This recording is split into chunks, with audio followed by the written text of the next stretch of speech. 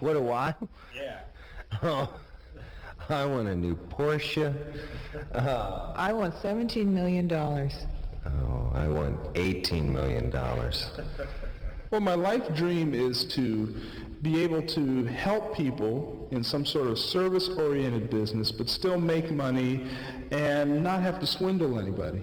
I'd really like to get to do work that I really love, earn a great income at it, have a beautiful house by the ocean, Do you have a dream? have lots of friends. If that you are could do artists. anything you wanted to do and have everything you've always wanted, And- do you know what it would be? Think about that. See if you can form a mental image of your ideal life. And then answer this question. What's stopping you? If you can dream it, why aren't you doing it?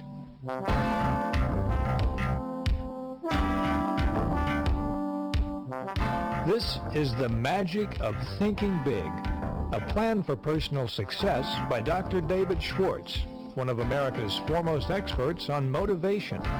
David Schwartz is president of Creative Educational Services Incorporated, and he's a professor at Georgia State University. He's presented his ideas at thousands of conventions, management seminars, professional meetings, and clinics. And he's also helped thousands of people work better, sell better, manage better, earn more money, find greater happiness and personal satisfaction. On these tapes, David Schwartz will show you how to think big, how to believe in yourself, how to overcome enemies of success such as fear, excusitis, and self-doubt. You'll learn effective confidence-building techniques and how to turn defeats and setbacks into victories. You'll discover how to make your attitudes your allies for achieving success. And David Schwartz will show you how to think and act like a leader. So to start you on your road to success, here is David Schwartz.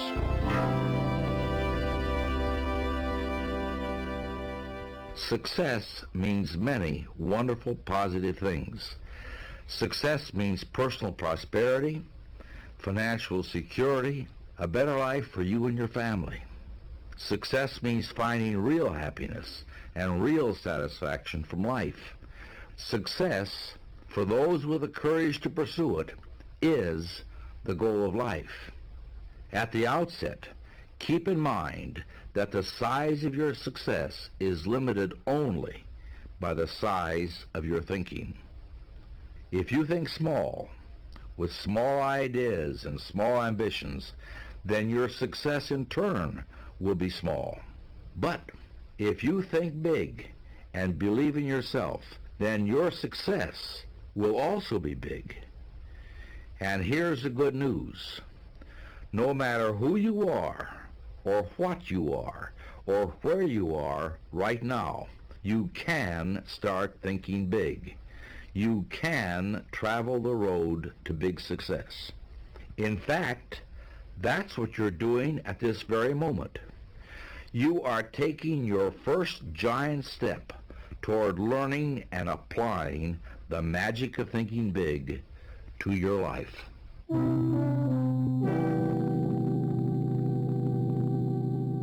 Thinking big begins with believing big. You know, one of the greatest pieces of success-building wisdom is found in that biblical quotation that says, "Faith can move mountains." That is the essence of believing big. When you tell yourself, "I'm positive I can," then your attitude, your belief, generates the power, the energy, and the skill to get the job done. Just listen for a moment to these two voices. Ooh, that's a really big project. I don't know. I think it's a little bit too broad. The scope is too big for this department. Maybe what we should do is call in an outside consultant on this one. Wow, this is really great. This kind of assignment is really going to make this department grow. This is what we've really been looking for. We need the challenge to stretch, and I give you my personal guarantee they'll get 150% out of us. The difference between these two statements is belief. The first voice was a person who didn't believe in himself and who won't take on anything that looks bigger than his own petty view. The second person believed she could do it, and I'll give you my personal guarantee that because she believed she could do it, she got the job done.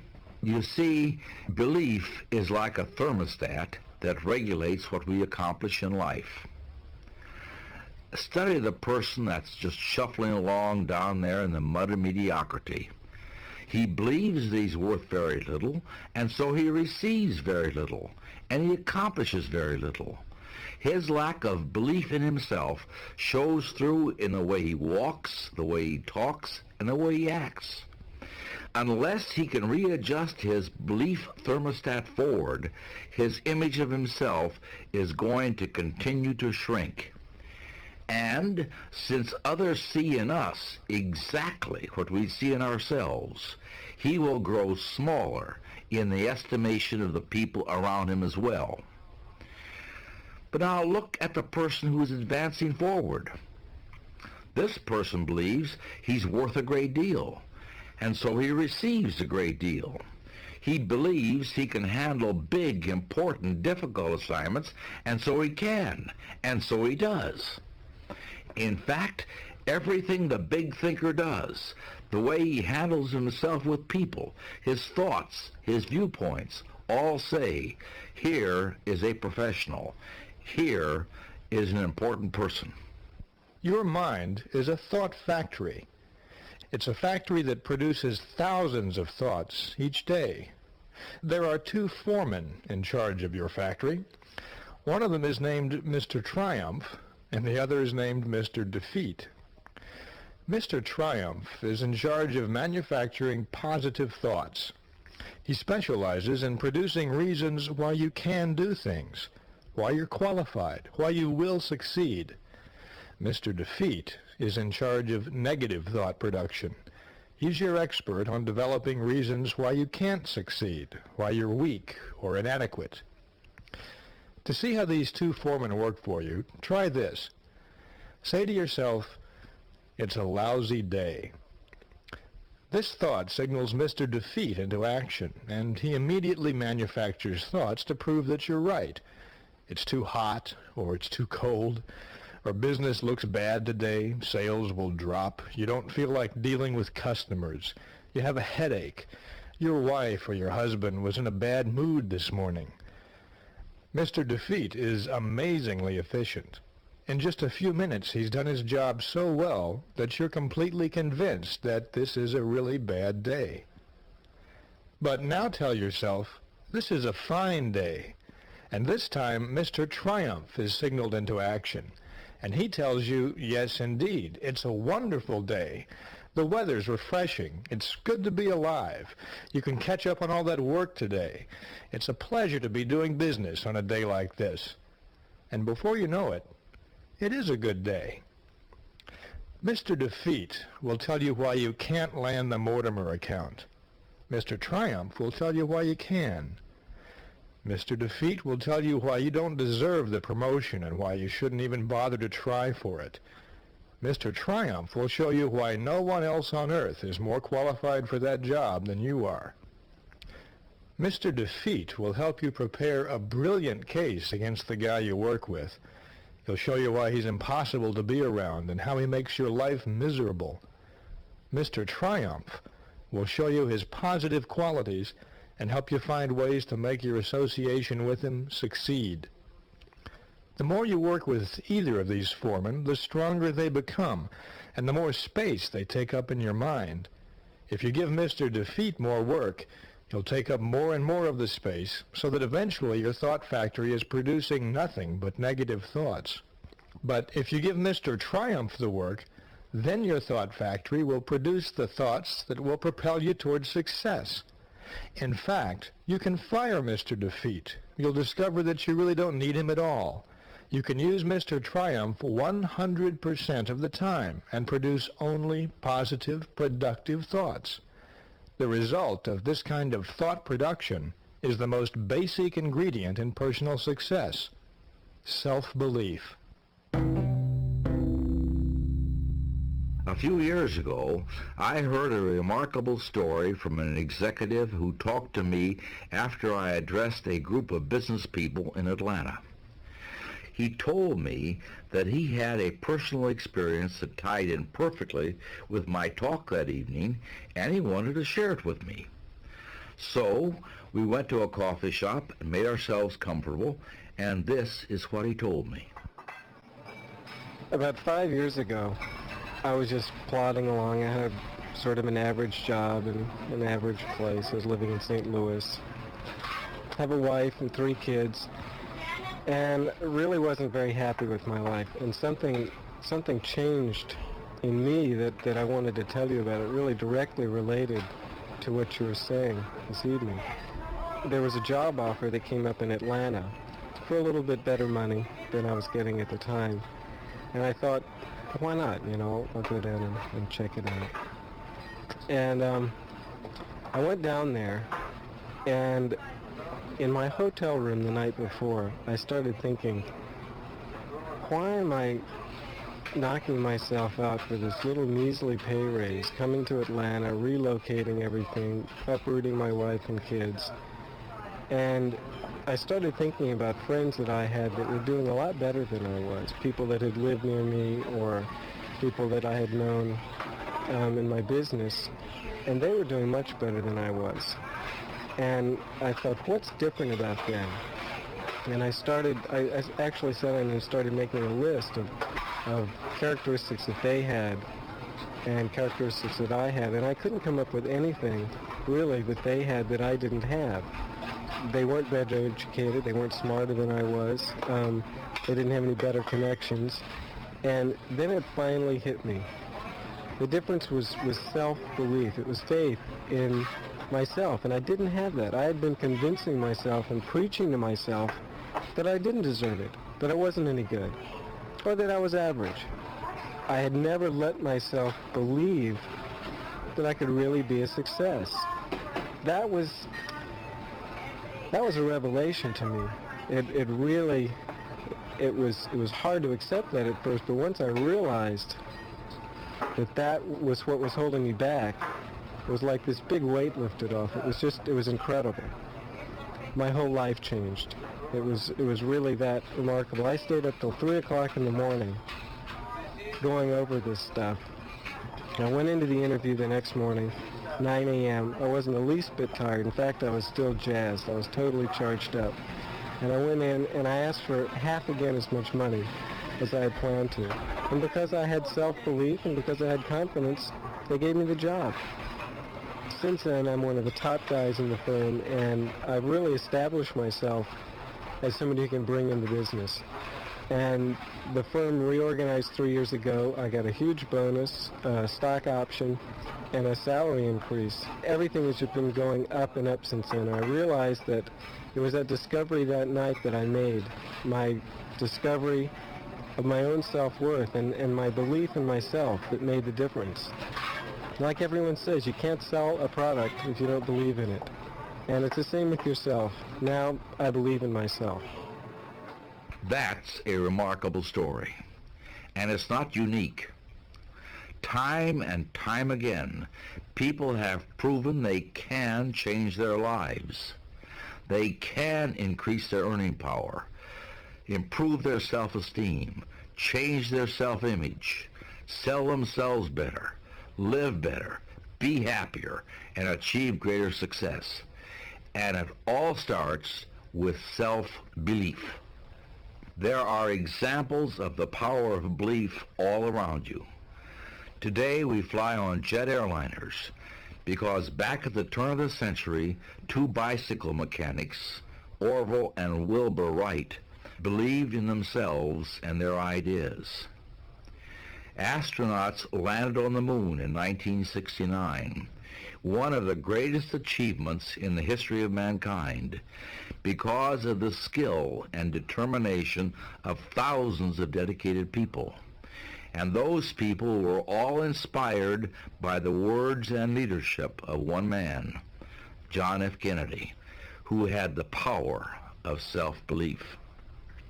Right now, today, More people are becoming millionaires in America than ever before. Contrary to the Mr. and Mrs. Defeats of this world, the fact is there are more opportunities for success and big achievement right now than ever before in history. This is a fabulous, wonderful time to be alive, and you can make the most of it if you begin by believing in yourself. So I want to offer you a guide for developing the power of self-belief. It goes like this. Number 1, think success. Don't think failure. At work, at home, with business associates, or with family and friends, substitute success thinking for failure thinking. When you face a difficult situation, think, I'll win, not I'll probably lose. When you compete with someone else, think, I'm equal to the best, not I'm outclassed. When opportunity appears, think, I can do it, never I can't. Let the master thought, I will succeed, dominate your thinking process. Thinking success conditions your mind to create plans that produce success. But thinking failure does the exact opposite. It produces failure. Number 2, remind yourself frequently that you are better than you think you are. Successful people are not superhuman. Success does not require genius. There's nothing mystical or lucky about success either. Successful people are just ordinary folks who have developed belief in themselves and what they do. So never, never sell yourself short. Third, believe big. The size of your success is determined by the size of your belief. Think little goals and expect little achievements. Think big goals and win big success. And remember this, big ideas and big plans are often easier and certainly no more difficult than small ideas and small plans. I want to give you a quote from Ralph J. Corner, who said this at a leadership conference when he was chairman of the board of General Electric. He said, we need from every person who aspires to leadership a determination to undertake a personal program of self-development. Nobody is going to order a person to develop. Whether a person lags behind or moves ahead in his specialty is a matter of his own personal application. This is something that takes time, work, and sacrifice. Nobody can do it for you. Now that, my friends, is good advice. Start living that advice. People who reach the top rungs in business, engineering, selling, law, real estate, medical care, people who reach the top rungs in any pursuit, get there by following conscientiously and continually a plan for self-development and growth. That's exactly what these tapes are about. Now, any plan for success has to have 3 components. The first is the what component. You've got to know what it is you're trying to do. The second is the how component. How do you go about accomplishing your goals? And the third component is the payoff, results. In this plan for success that you're developing now, the what component is built on the attitudes and techniques of successful people. How do they manage themselves? How do they overcome obstacles? How do successful people earn the respect of others? Now, the how of this plan for self-development and growth is a series of concrete guides for action, like the one you've just heard for developing self-belief. You'll be hearing more of these. Let me emphasize that these guides work. They've been proven countless of times by thousands of people. I urge you to try them and see for yourself. This leads to the third component, results. Let me tell you what results you can expect, and I assure you that conscientious application of this plan will achieve them. Your personal training program for success will bring you greater respect from your friends and family. It'll bring you the admiration of your business associates, greater status, increased income, and a higher standard of living. Think of this plan as an experiment, and you're the scientist in charge. You already have a fully equipped laboratory in which to work and study. That laboratory is all around you. It consists of the people in your life, the people you see on the street, the people you work with, the people you live with, and of course, yourself. This laboratory is rent-free, and there is no limit to the amount of time you can spend in it, nor to what you can learn from it. So, as the director of this laboratory, you'll want to conduct some observations and experiments. I want to give you an experiment to start with right now. To conduct this experiment, pick the 2 people you know that you feel are the most successful. If you want to, jot their names down in the booklet. And then pick the 2 most unsuccessful people that you know. And as you follow this plan for self-development and success, come back to this set of names and observe how the principles and ideas that you'll be hearing apply to these people. Anytime you run across an attribute or a practice that pertains to successful people, recall the names you've picked and see who it best applies to. And do the same for the unsuccessful attributes that you'll be hearing. For example, self-belief is the important attribute of successful people that David Schwartz has described. Which of the people you've picked does it apply to?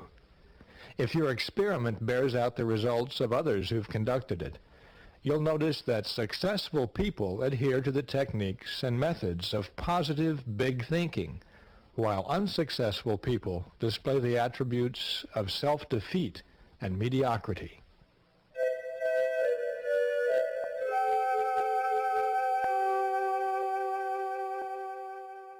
Now, one of the first attributes I think you'll consistently notice among unsuccessful people is a disease that is one of the biggest enemies of success. I call this disease excusitis.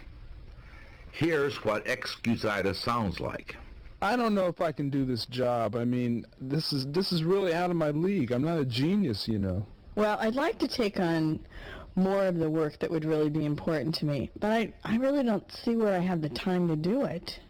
I'm really rushed now just to finish the work that I already have. I can't imagine how I would find more hours in the day to finish more work. You know what they say, you can't teach an old dog new tricks, and believe me, this old dog is just too far along to start anything new at this point. Look, with my health the way it is, I just do what I can to get by. I'm not about to press my luck and give myself a heart attack. Sounds pretty awful, doesn't it? And if you looked at the lives, ambitions, and accomplishments of these people, I can tell you what you'd find. Not much. A lot of mediocrity. In case after case, excusitis is the difference between the person who is going places and the person who is going nowhere. You'll find that the more successful a person is, the less that person makes excuses for anything. Now, this disease of excusitis comes in several forms, and like most diseases, it gets worse if it isn't treated. A victim of this thought disease thinks like this: I'm not doing so well. What can I use as an alibi that'll help me save face? Let's see, poor health, lack of education, too old, the way my family brought me up. And each time this person uses an excuse, it becomes more deeply embedded in his subconscious. Probably when he first used the excuse, he realized that it was just an alibi or a lie. But the more he uses it, the more he believes it, until he is convinced that the excuse is the real reason for his lack of progress. So right now, I want you to vaccinate yourself against excusitis, the disease of failure. There are a number of types of this disease, and when you listen to what follows, you'll find out how to protect yourself against each of them. Well, I'd like to take on more of the work that would really be important to me, but I really don't see where I have the time to do it. I'm really rushed now just to finish the work that I already have. I can't imagine how I would find more hours in the day to finish more work. First, let's deal with what may be the most common form of excusitis: time. You hear this one everywhere. I don't have time, or not now, I'm too busy. People who make this excuse are saying, it takes every minute I've got just to keep up. So how do you expect me to put out the extra effort it takes to get ahead? But there's a basic fallacy in this excuse, and this is it. Everybody, whether you're the president of a big company or the paper boy, everybody has exactly the same amount of time. You and I both have 24 hours a day, 168 hours a week, no more, no less. The question is, what do you do with your time? Most people spend about 51 hours a week sleeping and about 50 hours a week at work, counting commuting time. So far, that's 101 hours. On average, people spend about 15 hours a week eating, figuring 2 hours a day for breakfast, lunch, and dinner, and a few minutes here and there for snacks. That's 116 hours. Now throw in 24 hours a week for relaxing, reading, watching television, playing with the kids, making love with your spouse, and getting some exercise. That makes 140 hours. And on top of that, throw in 4 hours a week for going to church or watching a football game. That makes 144 hours. But remember, there are 168 hours in a week. So even after we've eaten, slept, worked, played, made love, and even watched a lot of television, we've still got 24 hours left over. You could watch another 6 hours of television a week and still have 18 hours unaccounted for. So where do people get this excuse? I haven't got enough time. There is just no truth to the statement. It simply is an alibi for mediocrity, for failing to give yourself the chance to succeed. Successful people don't say, I don't have time. Successful people welcome new challenges, and they find the time to meet them. There's an old business axiom that says, if you want something done, find the busiest person you can and get them to do it. The truth in that axiom is this: a busy person, a successful person, won't hide behind an excuse. That person wants challenges, wants more business, wants that additional assignment, because a successful person knows that success is a direct product of extra effort. So, if you suffer from time excusitis, the cure is simple. Mind you, it's not necessarily easy, but it is simple. Here it is. Resolve now never to say, I don't have the time, or I'm too busy. Always seek ways to accommodate new challenges in your job, or special assignments, or extra time with your family. You may find yourself slipping back into the excuse from time to time, but if you do, catch yourself. When you're about to say, I don't have time, change your mind. It often helps to budget your time, just like you might budget your money. Sit down and write out a time plan. Strive to become that busy person that people seek out for special challenges, instead of another victim of excusitis. Remember, Everyone has the same amount of time. The difference is in how you use it.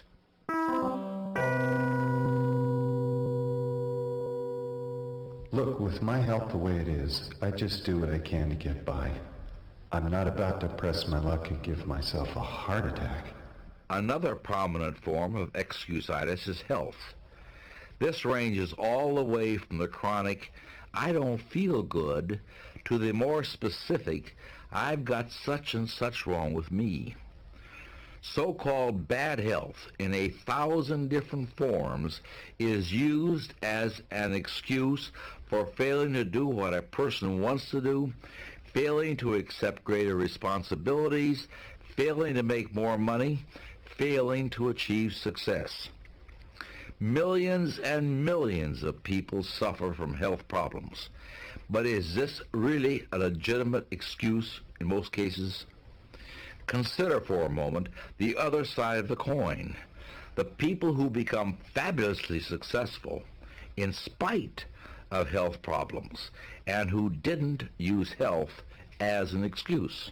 Franklin D. Roosevelt was confined to a wheelchair much of the time by polio, but he still served nearly 4 terms as president. John F. Kennedy was hampered by severe and sometimes crippling back pain, but he never publicly complained. Itzhak Perlman, one of the world's great violinists, has to walk with the aid of crutches. Arthur Ashe, the tennis champion, had his athletic career tragically foreshortened by heart trouble, but he went on to great success in business. There are scores of successful people in every walk of life who suffer from diabetes, multiple sclerosis, and other so-called debilitating diseases, but they don't use them as excuses. The point is simply that your physical condition doesn't need to hold you back, and for most people, health is simply no excuse for lack of success. Doctors will tell you that the perfect specimen of the human animal simply doesn't exist. There's something physically wrong with everybody. Many people surrender, in whole or in part, to health excusitis, but successful people don't. The more you worry about your health, the worse you're going to feel. Not only that, but the more you tell other people about your bad health problems, the worse you're going to make them feel too. You see, whenever you tell someone, I feel rotten today, or I have a headache, you're really telling them, I'm a little bit dead today. And nobody, but nobody, wants to be around a dead person. The plain truth is, there are only 2 people in the world who really want to hear you complain about your health problems. One is your doctor, and the other is your mortician.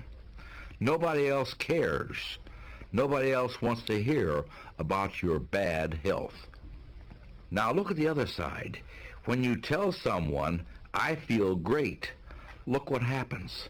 First, you make yourself feel better. Try it right now, and you'll see what I mean. Say out loud, I feel great. Come on now, say it. I feel great. It's impossible to say that and not actually feel better. Second, you make the other person feel better when you tell them how great you feel. And third, you make them feel better toward you. When anyone asks me how I'm feeling, I automatically tell them that I feel so good I can hardly stand it, and if I felt any better, I'd be worried. This makes people laugh, but it also makes me feel better, because how you feel is a product of how you think you feel. So now's the time to cure yourself from the disease of health excusitis forever. Here's how to do it. The vaccine against health excusitis comes in 4 doses. First, refuse to talk about your health. Talking about your bad health is like putting fertilizer on weeds, and besides that, it bores people. Success-minded people defeat the tendency to complain about their health. Second, Refuse to worry about your health. If you have a problem, see your doctor, but don't worry about it. It won't make things any better. It will just make things worse. Third, be genuinely grateful that your health is as good as it is. Remember the old saying, I felt sorry for myself because I had no shoes until I met a man who had no feet. There's always somebody worse off than you are, so be glad for the good health that you do have, and don't dwell on your health problems. Finally, remind yourself that it's better to wear out than to rust out. Life is yours to enjoy 24 hours a day. Don't waste it. Don't pass up living by thinking yourself into a hospital bed.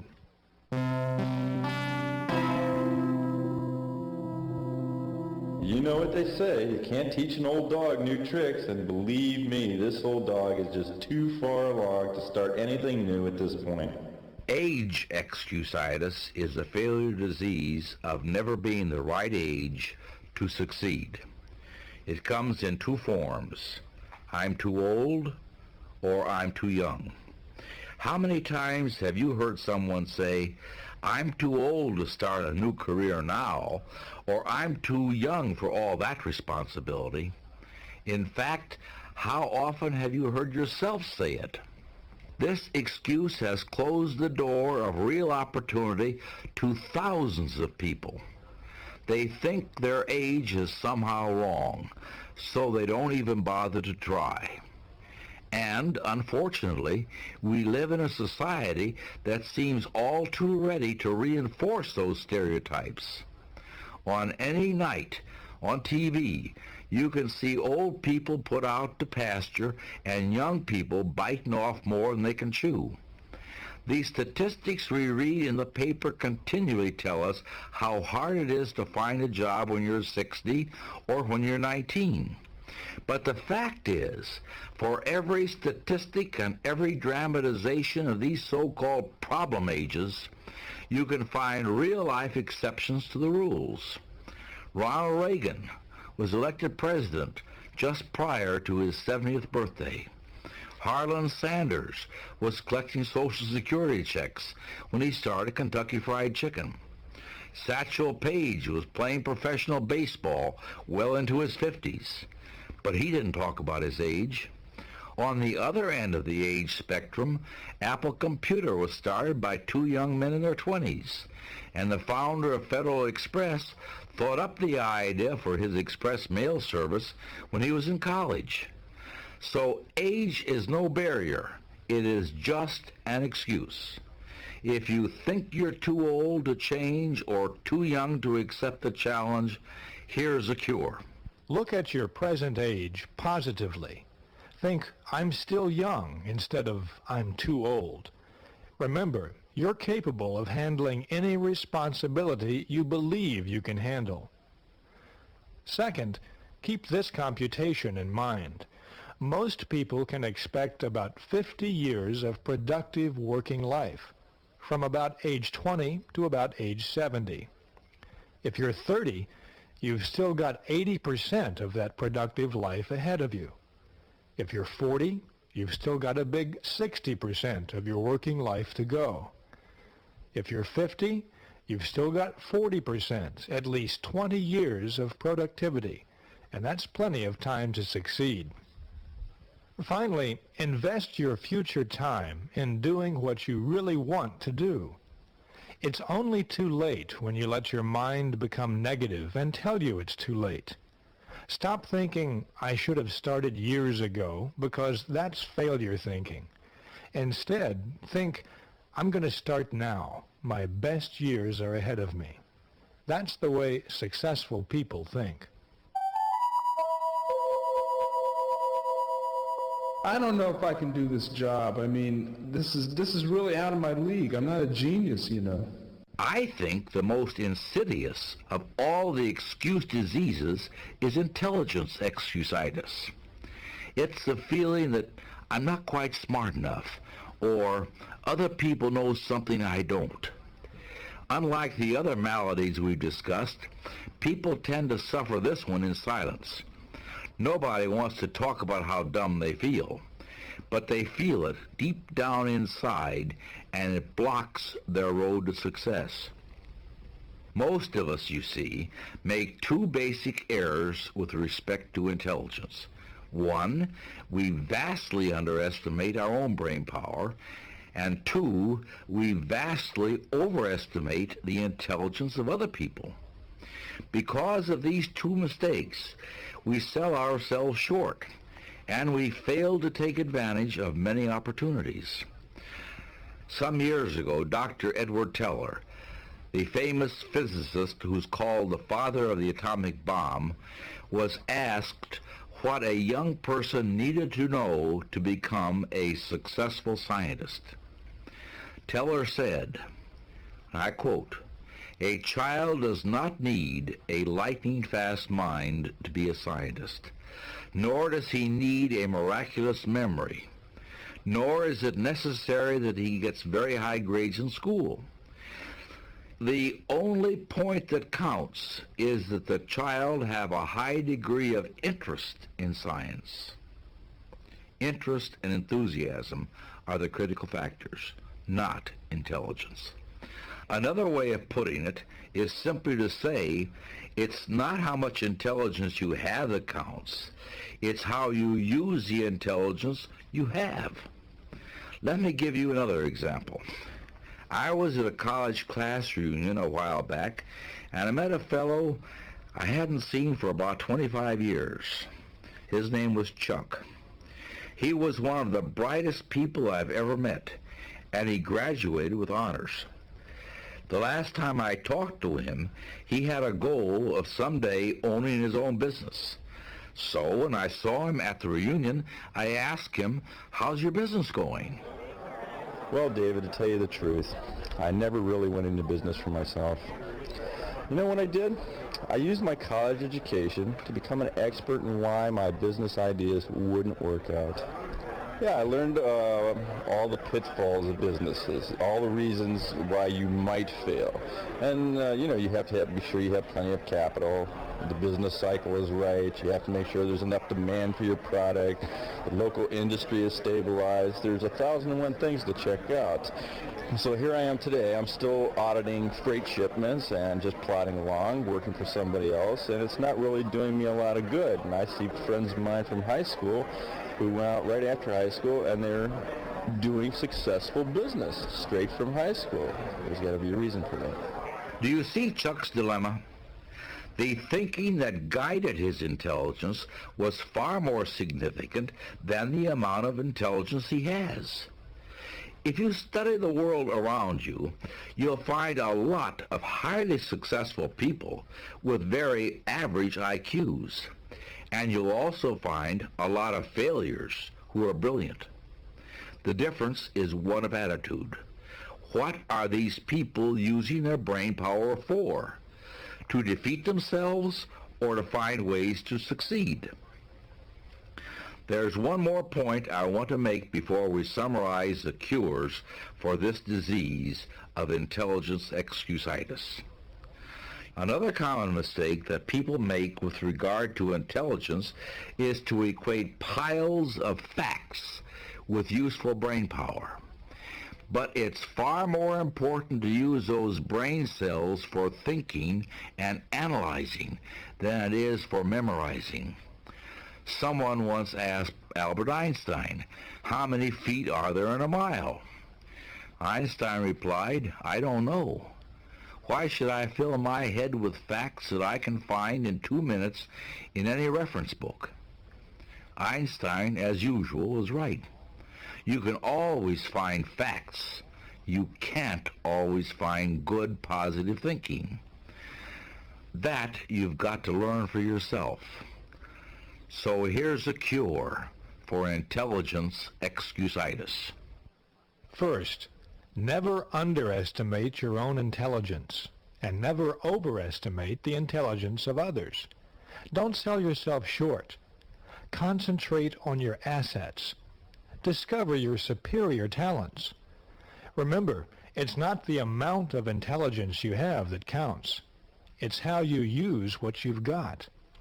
Learn to effectively manage your brains instead of worrying about your IQ. Secondly, constantly remind yourself, my attitudes are more important than my intelligence. At work and at home, practice positive attitudes. See the reasons why you can do it, not the reasons why you can't. Put your intelligence to creative, positive use. Find ways to win, not ways to lose. Finally, remember that the ability to think is much more valuable than the ability to memorize facts. Use your mind to create and develop ideas, to seek solutions, to find new and better ways of doing things.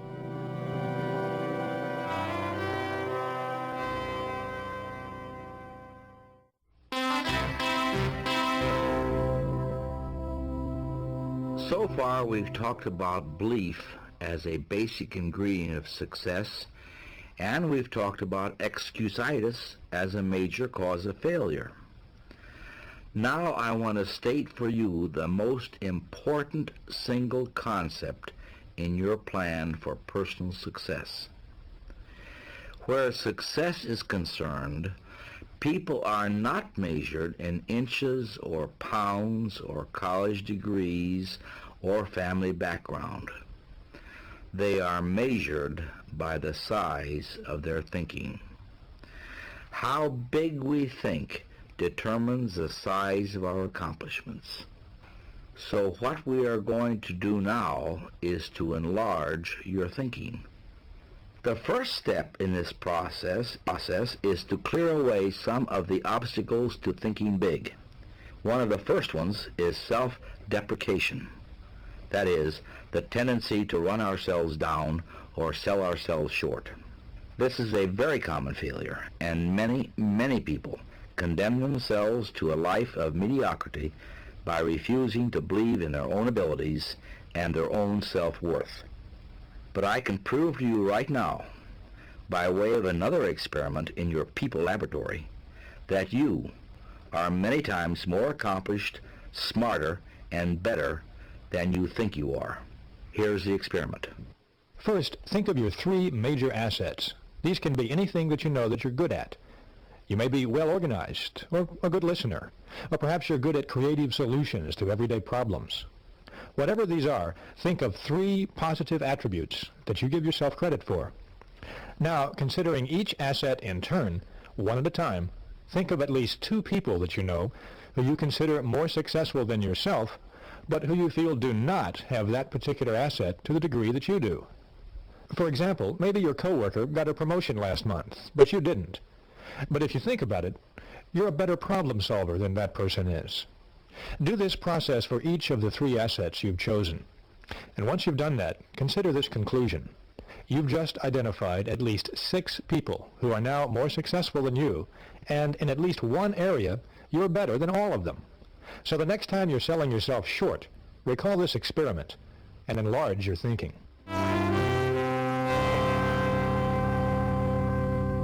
It's important to keep in mind that there's nothing abstract or mystical about learning to think big.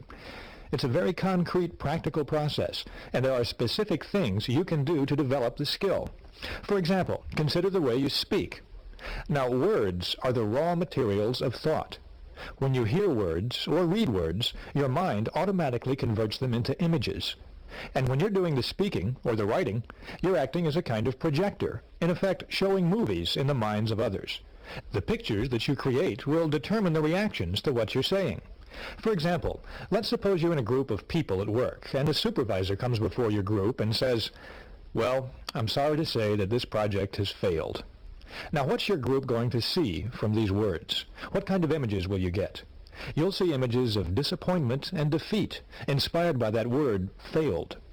But now let's suppose the supervisor comes before the group and says, "I've got a new approach here that I really believe will work, and I'd like to get your feedback on it."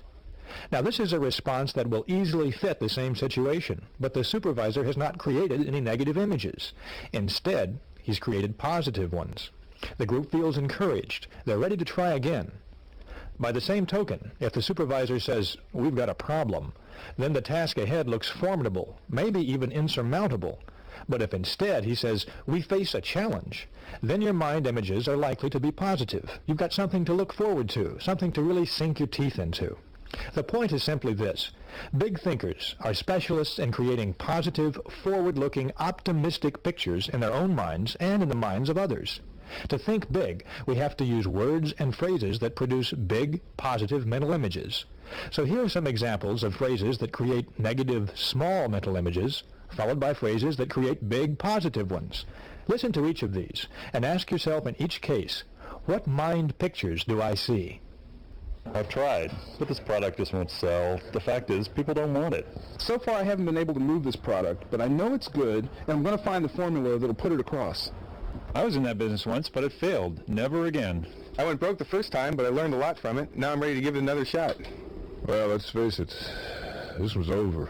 We're whipped. This is far from over. Let's keep trying. Hey, I've got a great idea. Did you notice the difference in the images that those phrases created? Now, listen to the words that you hear around you every day, and see if you can perceive the difference between the images created by successful people and the images created by mediocre people. And while you're doing this, start developing your own big thinker's vocabulary. You can do it with these 4 steps. First, use big, positive, cheerful words and phrases to describe how you feel. Remember the cures for health excusitis? When you say, "I feel great," you make yourself feel better, and you make others around you feel better too. Say that you feel wonderful at every possible opportunity, and you'll begin to feel better, and bigger, and more successful. Second, use bright, cheerful, favorable words to describe other people. When you and someone else are discussing a third party who's not present, don't run that person down. Instead, go out of your way to compliment that person with big words and phrases, like, "They tell me she's working out fantastically well. Everybody's delighted she's here."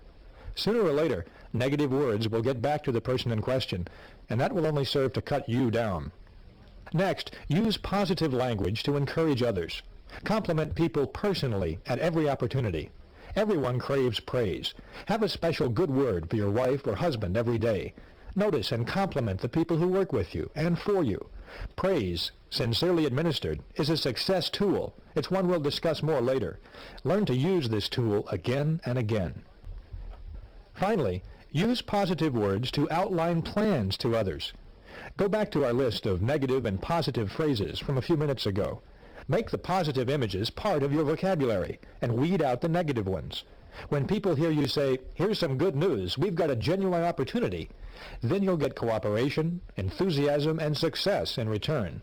But if you say, "Like it or not, we've got a job to do," then you're creating a dull, boring image, and people will react accordingly. So build castles with your words. Don't dig graves.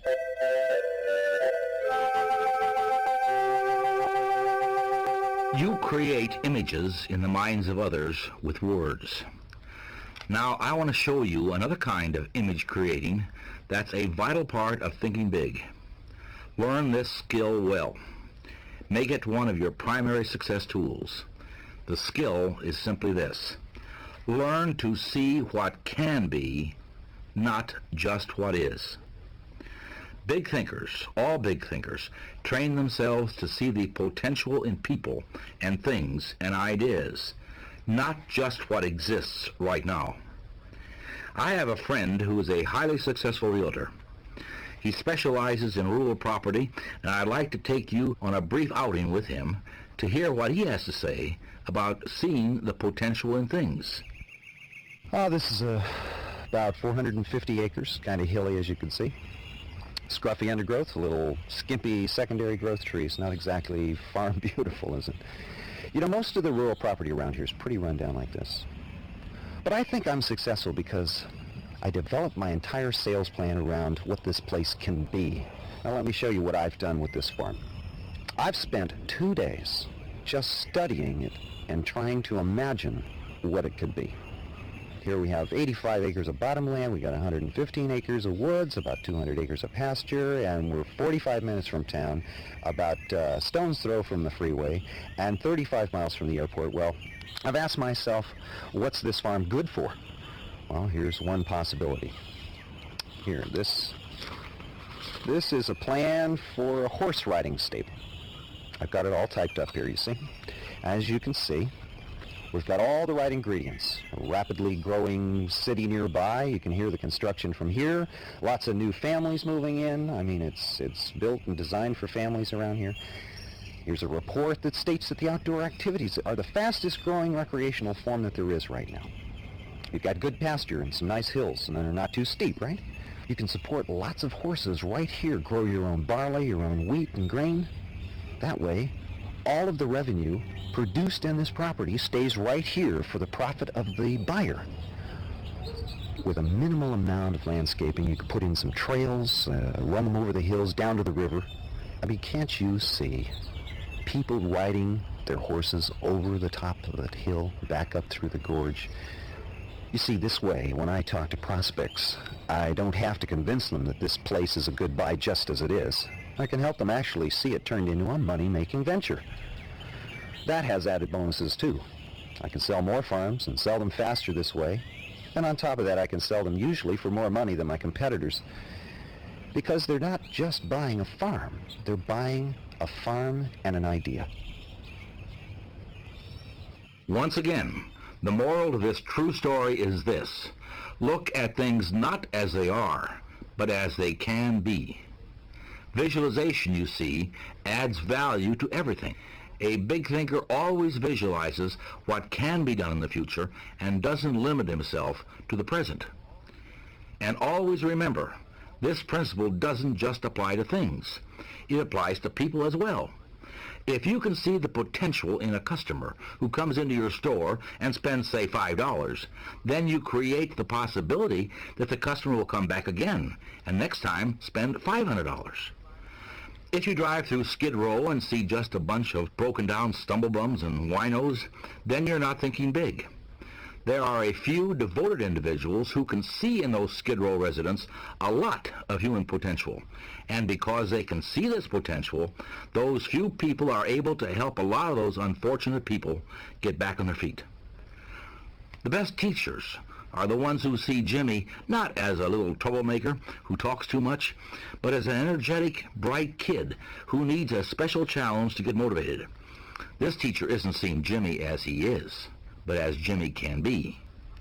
Now, turn this idea inward and look at yourself. What about your own potential, your own worth? If you were to go in for salary negotiations with your boss tomorrow, how would you present yourself? Would you see yourself exactly as you are today? Or would you see the potential you have to offer, the executive you can be in 2 years, or the sales you can bring in over the next 5 years? Are you looking at yourself only in the present? Or do you see yourself as a person you can be at some point in the future?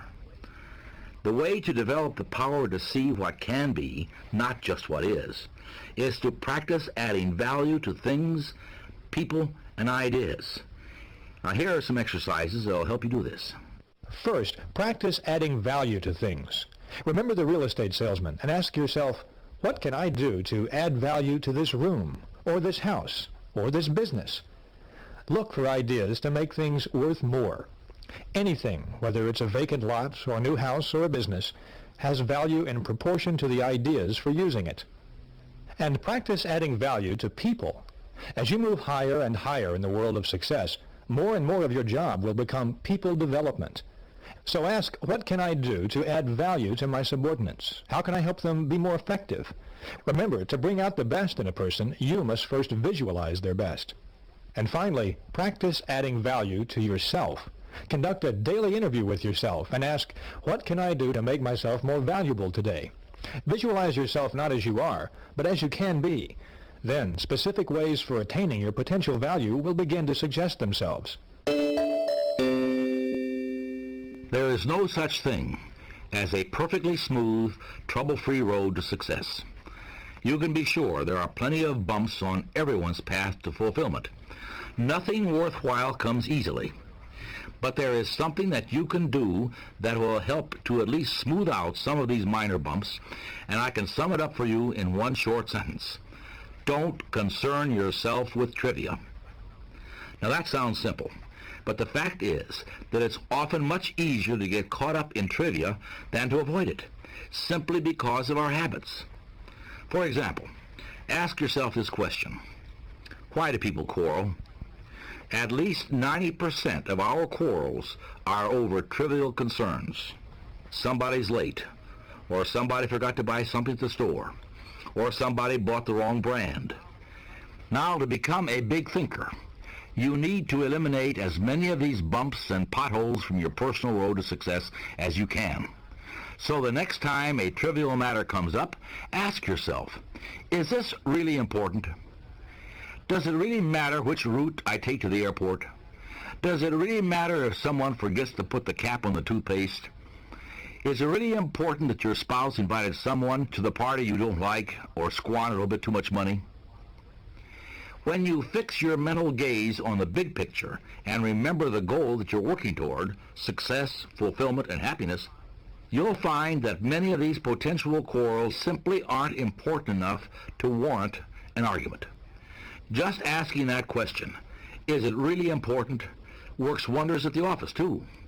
It works in the traffic going home when another driver tries to cut you off. It works when you might get the smallest office in the renovation plan. It works when you overlook the small, annoying habits of your fellow workers. And it works when you're solving problems, or counseling employees, or making decisions about your career. Just don't get caught up in trivia. Concentrate on the important issues and remember your goals. Let me offer you a few examples of petty thinking versus big thinking. First situation, working out expense accounts. The petty thinker will figure out ways to increase his income by chiseling or even cheating on expense accounts. The big thinker will figure out ways to increase his income by selling more merchandise and regard the expense account as just that, an expense account. On the idea of progress, the petty thinker believes in the status quo and in taking no chances. The big thinker believes in ideas, expansion, new challenges. On the matter of security, the petty thinker is preoccupied with security problems. The big thinker regards security as a natural companion of success and doesn't worry about it. The petty thinker magnifies minor errors and turns them into big issues. The big thinker ignores errors of little consequence and strives to learn from significant mistakes. So let's briefly sum up some of the tools for thinking big. Don't sell yourself short. Conquer the foe of self-deprecation. Concentrate on your assets. You're really a lot better than you think you are. Use the big thinker's vocabulary. Use big, bright, cheerful words. Use words that promise victory, hope, happiness, pleasure. Avoid words that create images of failure, defeat, and hopelessness. Stretch your vision. See what can be, not just what is. Practice adding value to things, to people, and especially to yourself. Get the big view of your job and of your life. Think, really believe that your present job is important and that you're important too. That next promotion depends mostly on how you think towards your present job. Finally, keep your mind above trivial things. Focus your attention on big objectives. Before getting involved in a petty matter, ask yourself, is it really important?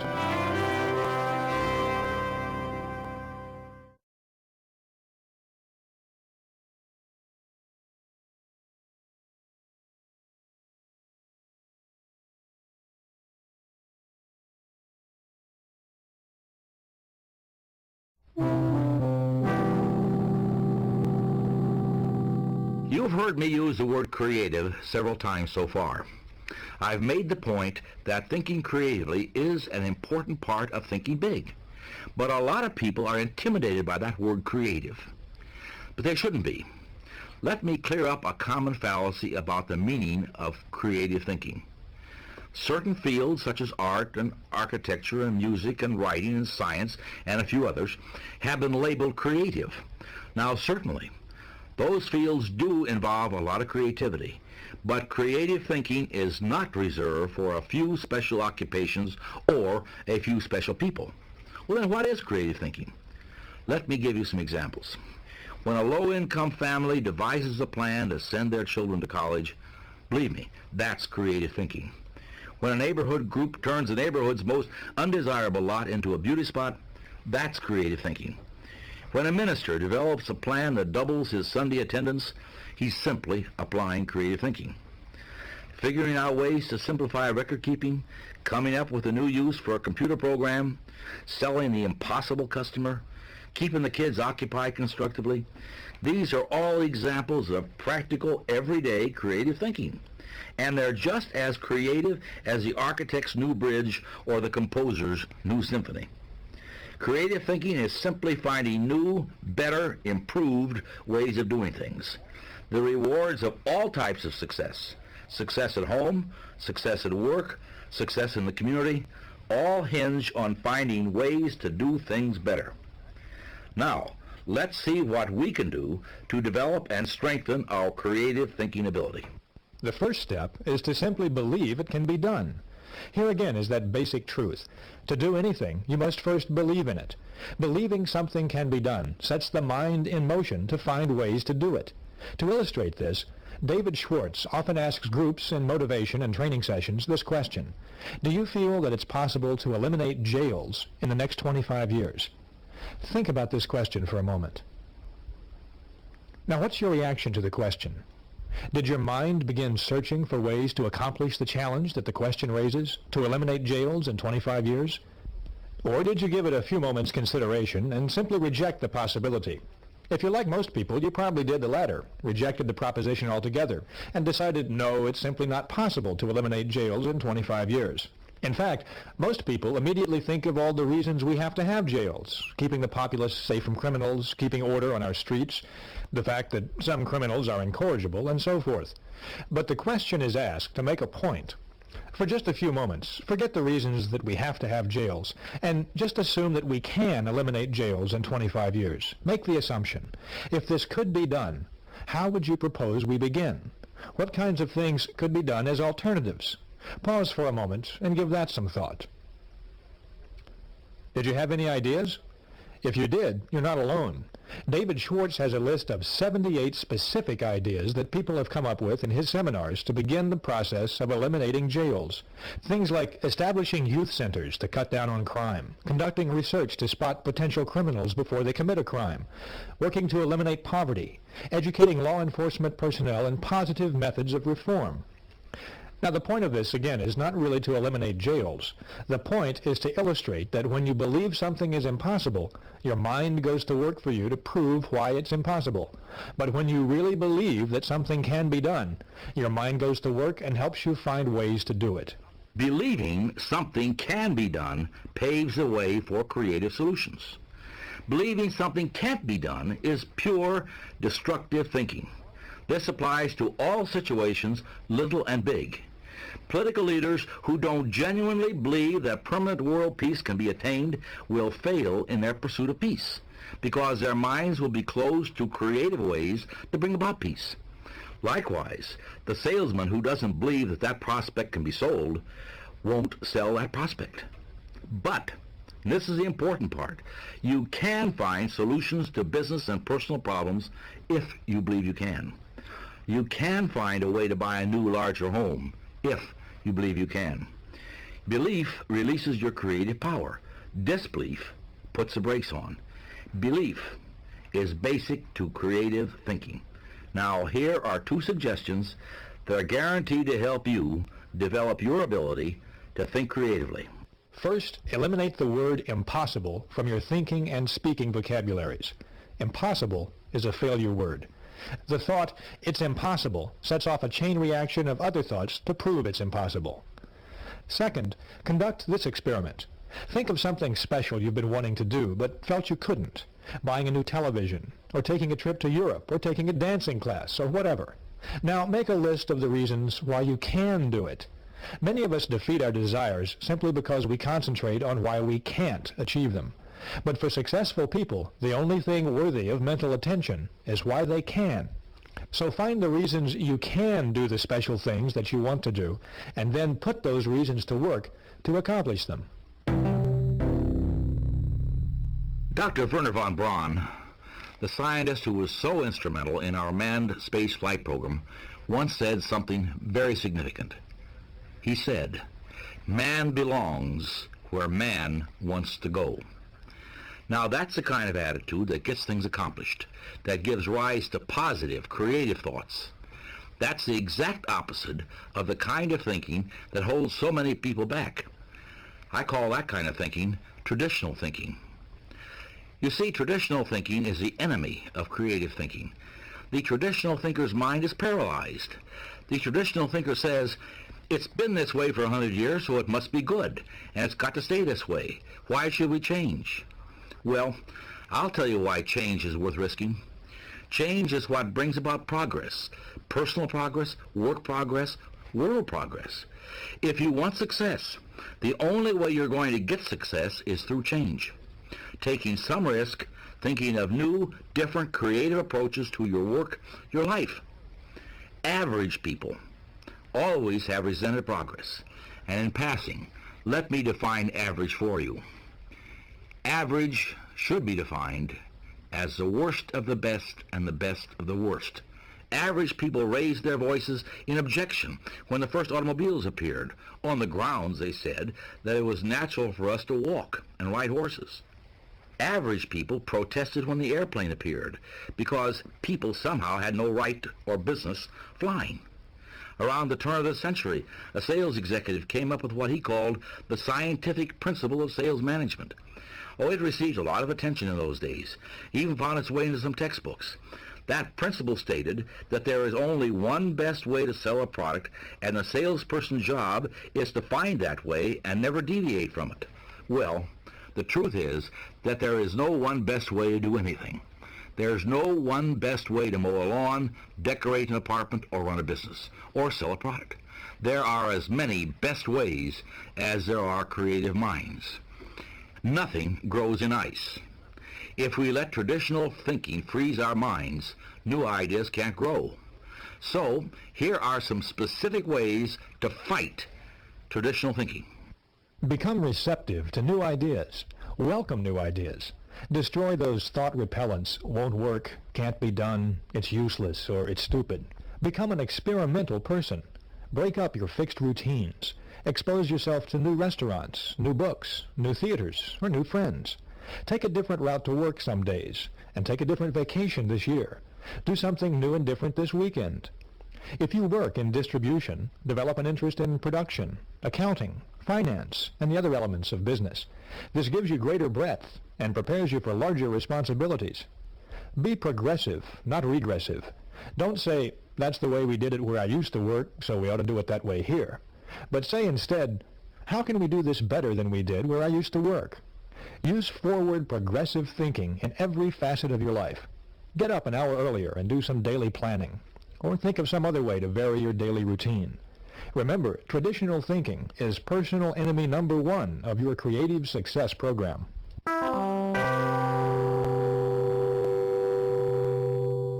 Every day we are reminded of one of the most basic facts of business life in this country. Successful businesses are always looking for new, innovative, and better ways of doing things. Automobile companies are constantly striving to keep up with the public's changing needs and desires. Advertising agencies constantly seek new ways to sell products. The food industry is always looking for better production and distribution methods. The search for improvement is vital, never-ending, and absolutely essential to the survival of competitive businesses. And by the same token, it's vital to the success of anyone who wants to improve his or her lot in life.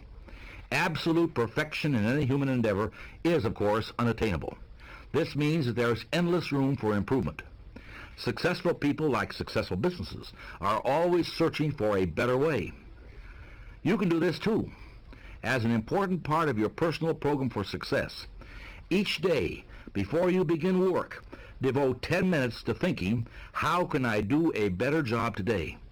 And ask, what can I do today to encourage my employees? What special favors can I do for my customers? How can I increase my personal efficiency? This exercise is simple, but it's also very effective. Try it, and you'll find unlimited creative ways to win greater success.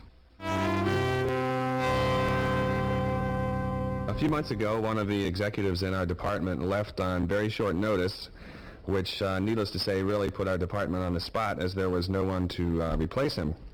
The day he left, the vice president of our department, who is my boss, called me in and told me he was going to try and divide up the work amongst a couple of the people in the department. The two people he had already spoken to did not want the additional responsibility. They didn't exactly turn him down flat, but they told him that they were very busy as it was, and they didn't exactly volunteer. So he asked me if I wanted to handle some of the overload. Well, I've always made it a policy of mine to never turn down anything that looked like an opportunity, and that's what this looked like to me. So I said, yeah, I'll take the whole job.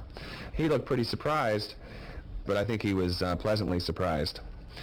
After he left my office, I got together with my secretary and we did some work on my incoming and outgoing phone calls, where all the incoming calls were taken in the morning and the outgoing calls were taken in the evening. And my secretary also took on a lot more responsibility and a lot more of the chores herself, which she was very, very happy to do. And after about 2 weeks of this, my secretary and I were handling twice the calls, twice the meetings, about half again as many personal conferences, and the work week actually seemed to go a lot faster. Last week, the boss called me in again, told me the board was very happy with the work that we've been doing, and offered me a new job, make the job permanent with a new title and a raise to go along with it. So I guess that shows you that necessity is not only the mother of invention, it's the mother of opportunity as well. I wanted you to hear that man's story because it illustrates one of the best ways I know to stimulate creative thinking. In one word, capacity. In any endeavor you choose to pursue, the success formula is first, do what you do better, and second, do more of it. Improve both the quality and the quantity of your output. That second part means increasing your capacity. Remember our analysis of time excusitis? This is where you can put that cure to work. There is a two-step procedure that can show you how. First, always eagerly accept the opportunity to do more. It's a compliment to be asked to take on new responsibility.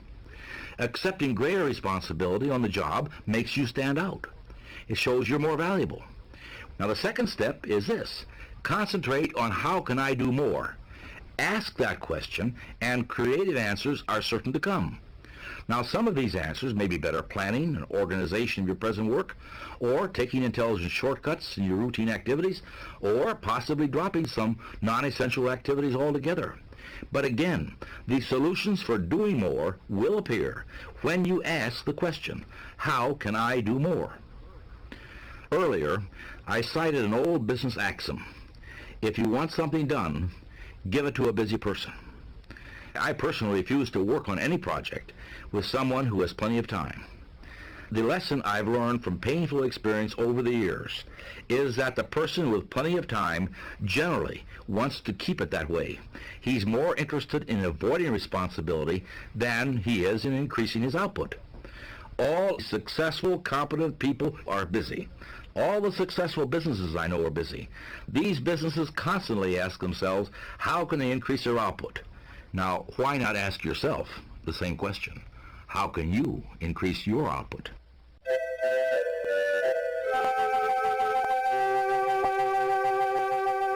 Capacity is one tool for success. Another is the skill of listening. In any organization, whether it's government or business or the arts or any other endeavor, listening becomes more important and more prevalent the higher you go up the executive ladder. The more responsible the position, the more likely the person holding it is to be a good listener. You will never find an executive in any healthy organization buttonholing someone in the hall and running down all their problems to them. That's the tactic of a mediocre person, the one who's envious of the power and success of others. If you have a conversation with a high-level executive at work, you'll probably find that the executive encourages you to do most of the talking, while he or she does most of the listening. That's the mark of a leader. Success-minded people tend to monopolize the listening, while small-minded people tend to monopolize the talking. The reason for this is that a leader in any field is a kind of human decision-making machine. And for that machine to work, it has to have raw materials, and the raw materials for making decisions are the ideas and opinions of other people, in addition to one's own. Other people won't provide answers and solutions, but they will provide the grist for the leader's creative mill. So if you walk into a top-level meeting at General Motors, or the White House, or the local school board, you'll most likely find that the person in charge is listening to what others have to say. That person knows that listening is what will give them the information they need to make tough, important decisions. To develop your own listening skills, try this procedure. First, encourage others to talk. In personal conversations or in group meetings, draw out other people with phrases like, "Tell me about your experience," or "What do you think should be done about this?" or "What do you feel is the key point here?" This will give you two important benefits. Your mind soaks up raw material that you can then use to produce creative thought, and you'll also win the friendship and the respect of others. Next, test your own views in the form of questions. Let other people help you smooth and polish your ideas. Use the "What do you think of this suggestion?" approach. But don't be dogmatic. Don't announce a fresh idea as if it were handed down to you on a golden tablet. Do a little information research first. See how your associates react to the idea. If you do this, chances are you'll end up with a better idea. Finally, concentrate on what the other person says. Listening is more than just keeping your mouth shut. Listening means letting what's said really penetrate your mind. So often, people pretend to listen when they're really not listening at all. They're just waiting for the other person to pause so they can take over the talking. Concentrate on what the other person says. Evaluate it. That's how you collect mind food. Now let's review what we've heard about the process of thinking creatively. First, go back to the basic idea of belief. When you believe something can be done, your mind will find the ways to do it. Believing a solution is possible paves the way to finding that solution. Eliminate the word impossible and the phrases won't work, can't do, or it's no use trying from your thinking and speaking vocabularies. Don't let tradition paralyze your mind. Be receptive to new ideas. Be experimental. Try new approaches. Be progressive in everything you do. Ask yourself every day, how can I do better? There is no limit to self-improvement. When you ask yourself how you can do better, answers will appear. Try it and see. Ask yourself, how can I do more? Capacity is a state of mind. Asking yourself this question puts your mind to work to find intelligent shortcuts. The success combination in business is do what you do better, improve the quality of your output, and do more of what you do, improve the quantity of your output. Finally, practice asking and listening. Ask and listen, and you'll obtain raw material for reaching sound decisions. Remember, big people monopolize the listening. Small people monopolize the talking.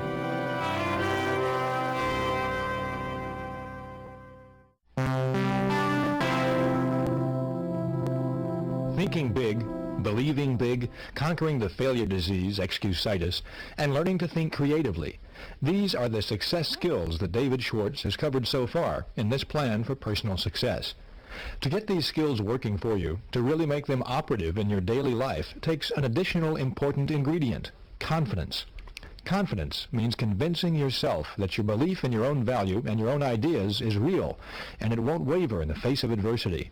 So building confidence is the next step in this plan, and the most effective way to do that is to start by destroying fear. Fear is success enemy number one.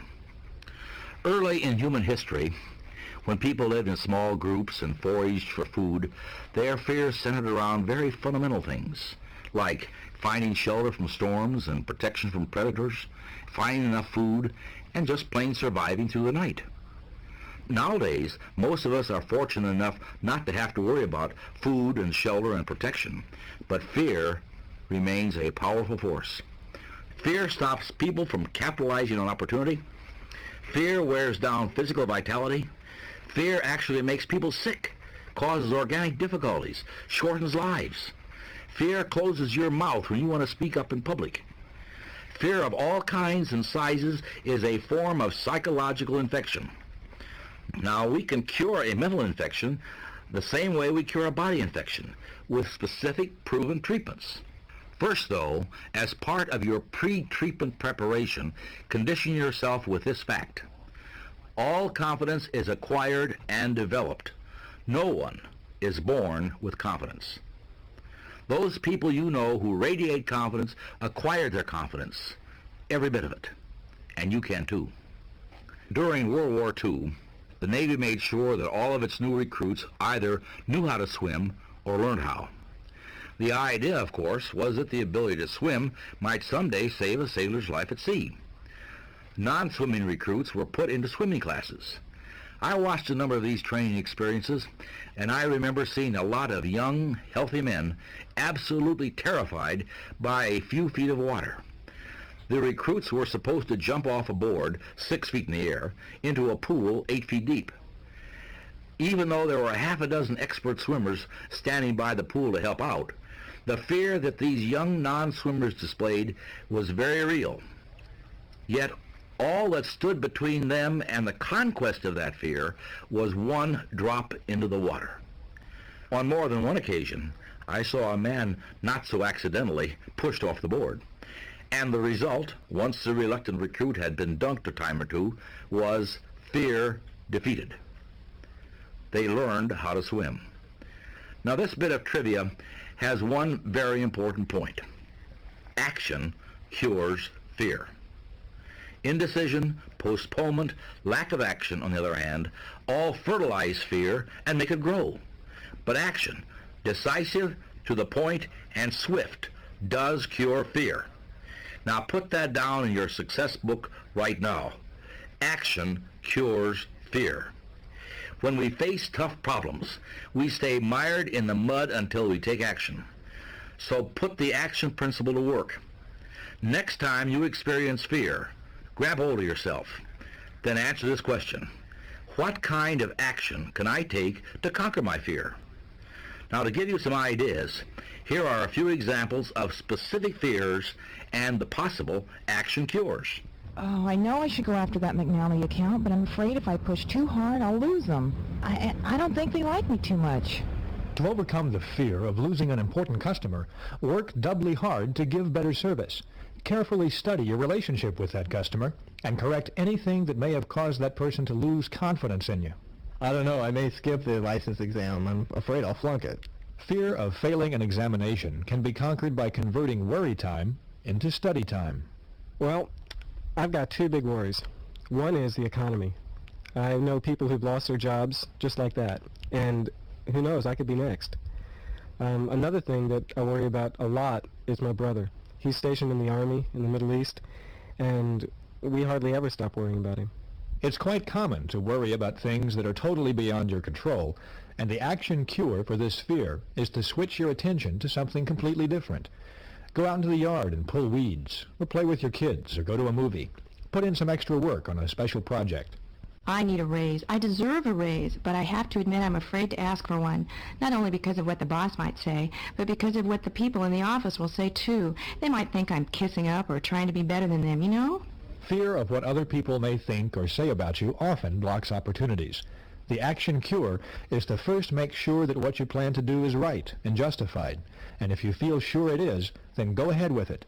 Don't get hung up on what other people might think. No one ever does anything worthwhile for which he or she is not criticized somewhere along the road. These are just a few examples, but the procedure to cure fear and win confidence can be summed up in 2 stages. First, isolate your fear. Pin it down. Determine exactly what you're afraid of. Second, take action.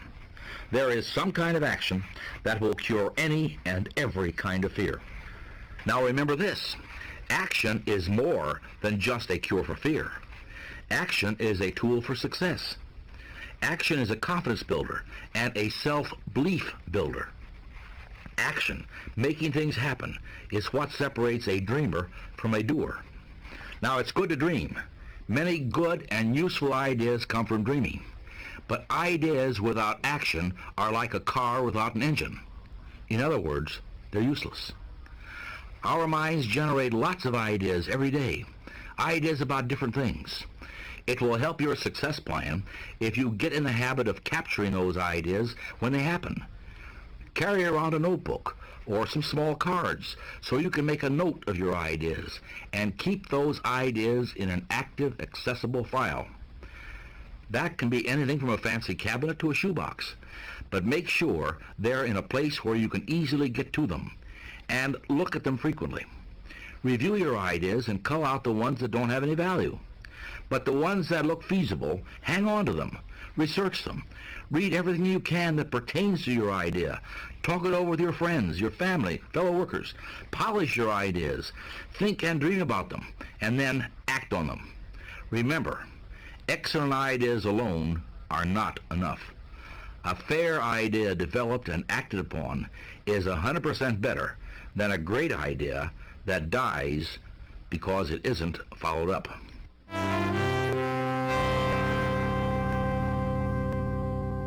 Remember the first experiment in your people laboratory? We suggested that you pick 2 successful people and 2 unsuccessful people and see how the attributes that David Schwartz describes fit those individuals. Well, think about that experiment again and see how this model applies. People tend to fall into 2 general categories. Successful people are active. They take action, get things done, follow through on ideas and plans. Unsuccessful people tend to be more passive. They are don'ters. They postpone doing things until they can prove to themselves that they shouldn't do them or can't do them anyway. For purposes of this example, we'll call the active person Mr. A and the passive person Mr. P. Now let's examine some typical Mr. A and Mr. P behaviors. In countless ways, large and small, the differences between Mr. A and Mr. P show through. An employee at work does a particularly good job on a tough assignment, and Mr. A decides to write him a note to congratulate him on his achievement. As soon as he makes that decision, Mr. A sits down, writes the note, and has it delivered. Mr. P decides to write a note too, but he has some other things to do right now, so he doesn't get to it right away. And then he forgets for a day or two, and the note, in fact, never gets written. Mr. A, at the age of 45, decides he wants to go into a new line of work. He researches the field he's interested in, decides on a course of action by formulating a plan for success, and he follows through, step by step. In 2 years, he's on a new career course, and he's glad he made the change. Mr. P, at the same age, also gets the idea that he'd like to try something new. But he sits down and thinks it over, and decides that it's better not to rock the boat at his age, because if he failed, he'd be too old to make a comeback. Mr. A gets the things done that he wants to do, and as a byproduct, he gains confidence. He gets a feeling of inner security, self-reliance, and he also earns more income. Mr. P is afraid to act. He doesn't do the things that he wants to do. He limits his possibilities by convincing himself of the folly of action. As byproducts, he loses confidence in himself, becomes negative about life, and he lives in mediocrity.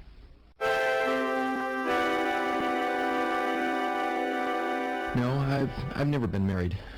I really came close once, about 3 years ago. She was pretty, tall, trim. We both liked movies. I liked football, and she didn't mind football that much, so that was okay. But I really wanted to be sure we were doing the right thing. You know, marriage is such a big step. It's a lifelong commitment. So, we were talking about the future, what our life might be like. And just like that, she said a couple of things that really bothered me. So I wanted to make double sure I was marrying the right girl. So I went home one night and I wrote down all the things that I wanted our relationship to be. I spelled everything out really clearly. I mean, I really thought this thing through. Religion, children, where we'd live, who our friends would be. Because I didn't want there to be any doubts or misunderstandings. I wanted it to be clear. I even mentioned a couple of her bad habits. I thought it'd be a good idea if she had just a little constructive criticism. Well, the next time we got together, I brought this document out. And I thought that we would have a nice, easy conversation about it. And you couldn't believe her reaction. She blew up. I couldn't believe it. She told me straight where to go, and she called our engagement off right then and there. She actually said, "I don't need a boss, George, so just forget it." And you know, in thinking back, maybe I did go a little overboard. But it just seems to me that making that big a decision, you can't be too careful, right? Wrong, George. Absolutely wrong. You can be too careful. In fact, you were too careful. The test of a successful person is not the ability to eliminate all problems before they arise, but rather to meet and work out difficulties when they do arise. We must be willing to make an intelligent compromise with perfection, or else we will wait forever, because conditions will never be right. Cross bridges when you come to them, not before. About 2 years ago, my wife and I lived in an apartment, one of those places out in the suburbs. It wasn't too big, but it's kind of nice. But it really cost a mint to rent, $750 a month, which was a lot, and we've been kind of saving up some money to buy a place of our own, knowing that that would take a long time. But what would happen is every time I made out the rent check, I thought, no, there's got to be a better way. This is not what I want to be doing. So one day when I was making out the rent check, I said to my wife, I said, Susan, let's go buy a place of our own. And she looked at me and she said, well, yeah, we can't do that. We've only got $6,000 in the bank. We need at least twice that much to make a down payment. And I said, well, now, there's got to be a way to do this. I mean, people buy houses all the time. And why don't we just go for it and see if we can make it happen? So she said, okay, let's give it a try. And we started to look for places. We looked for about a week or so and came up with a nice place that we needed $15,000 to make a down payment for, which meant we needed to come up with another $9,000. It turned out we couldn't borrow the money from a bank. We went around to all of our banks. And we're kind of stuck for a bit, but then, see, it was a new house. And I thought I could go to the builder and maybe he could loan it to me. And I did, and he went with the idea. And that meant we only had to come up with another $450 a month to pay back this loan, because we're going to pay it back over a 2-year period. And we sat down and redid our budget and squeezed another $200 out of it. So we needed to find another $250. And then Susan had an idea. She said, well, wait a minute, I can maybe go talk to my boss because he's advertising for another part-time person. And she did. She explained the situation. We needed another $250. And she knew he couldn't afford to give her a raise, but if she could do this other job, he would get a good employee, we could get the money, and everybody be happy. Well, the guy was so surprised, he said, yeah, let's do it, let's go for it. So we did it. Everybody was happy. We're paying the house off now, we're living in a nice place, and I guess where there's a will, there is a way. Jim and Susan get A's for action on this one. They didn't let obstacles stand in their way, and they didn't wait for things to be just right before they acted. They decided they wanted something, and they went for it. The resolution to take action ignited their minds to think of ways to accomplish their goals. On top of that, they both gained tremendously in new confidence. It'll be much easier for both of them to take action in future situations. Both of these examples point up the benefits of action. You give your ideas value by acting on them. Again, regardless of how good an idea is, it is useless until you act on it. A good idea not acted upon brings tremendous psychological pain. But a good idea acted upon brings enormous mental satisfaction and peace of mind. Action, you see, feeds and strengthens confidence. Inaction, on the other hand, in all of its many forms, feeds fear. I've heard it from actors, newscasters, professional athletes, even paratroopers. It's the waiting, it's the anticipation of a big event. That's the hard part. Once the action starts, nervousness and fear dissipate. But the longer the action is postponed, the greater the tension and fear become. So, if you're dreading making a certain phone call, make it, and the dread will disappear. If you're afraid of confronting a problem with your superior, don't put it off. That will only increase your anxiety. Discuss it, act on it, and discover how those worries are conquered. Make this a resolution. Build your confidence and destroy your fear through positive action.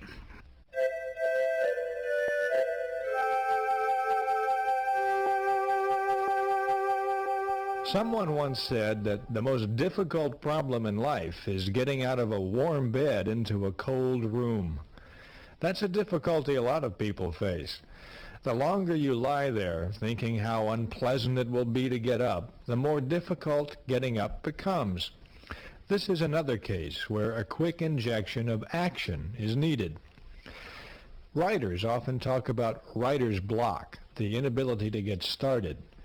But the writer who waits for inspiration to come will probably be waiting for a very long time, may never even get a word on paper.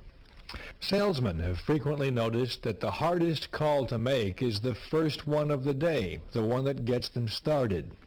But until the salesman takes the plunge, he or she is not a salesman at all. They're just a person thinking about being a salesman. But listen, here's a writer with an idea about getting started.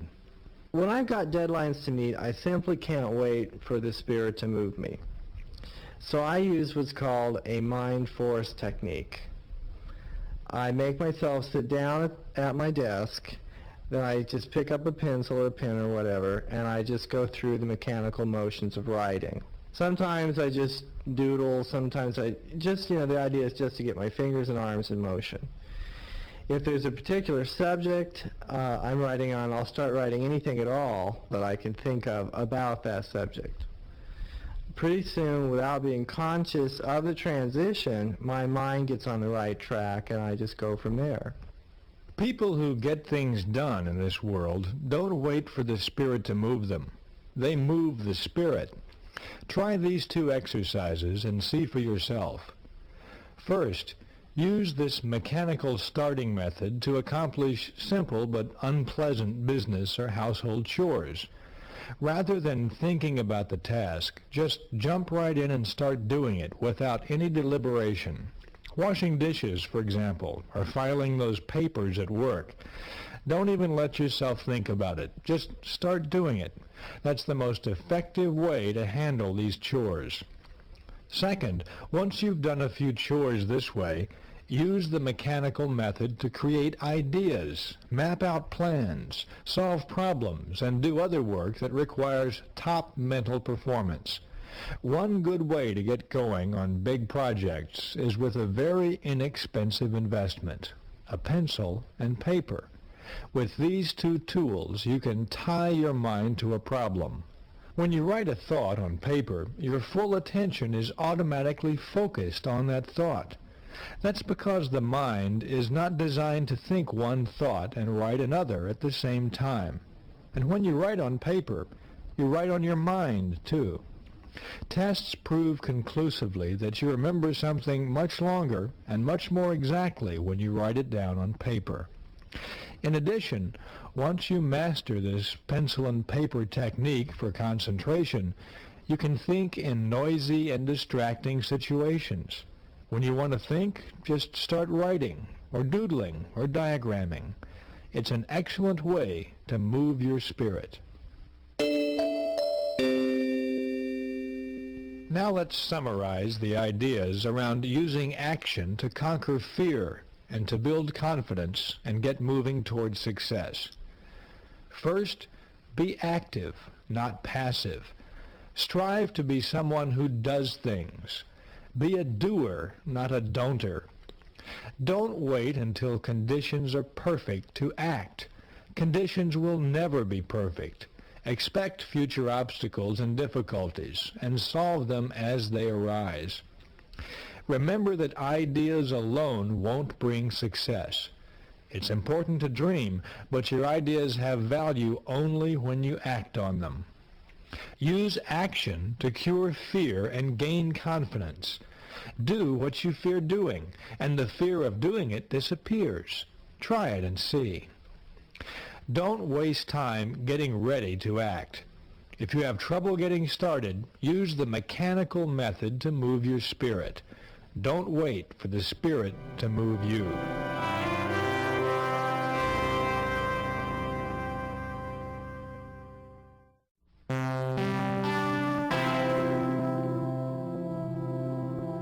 We're talking about self-confidence and the things that help build it, as well as the things that can destroy it.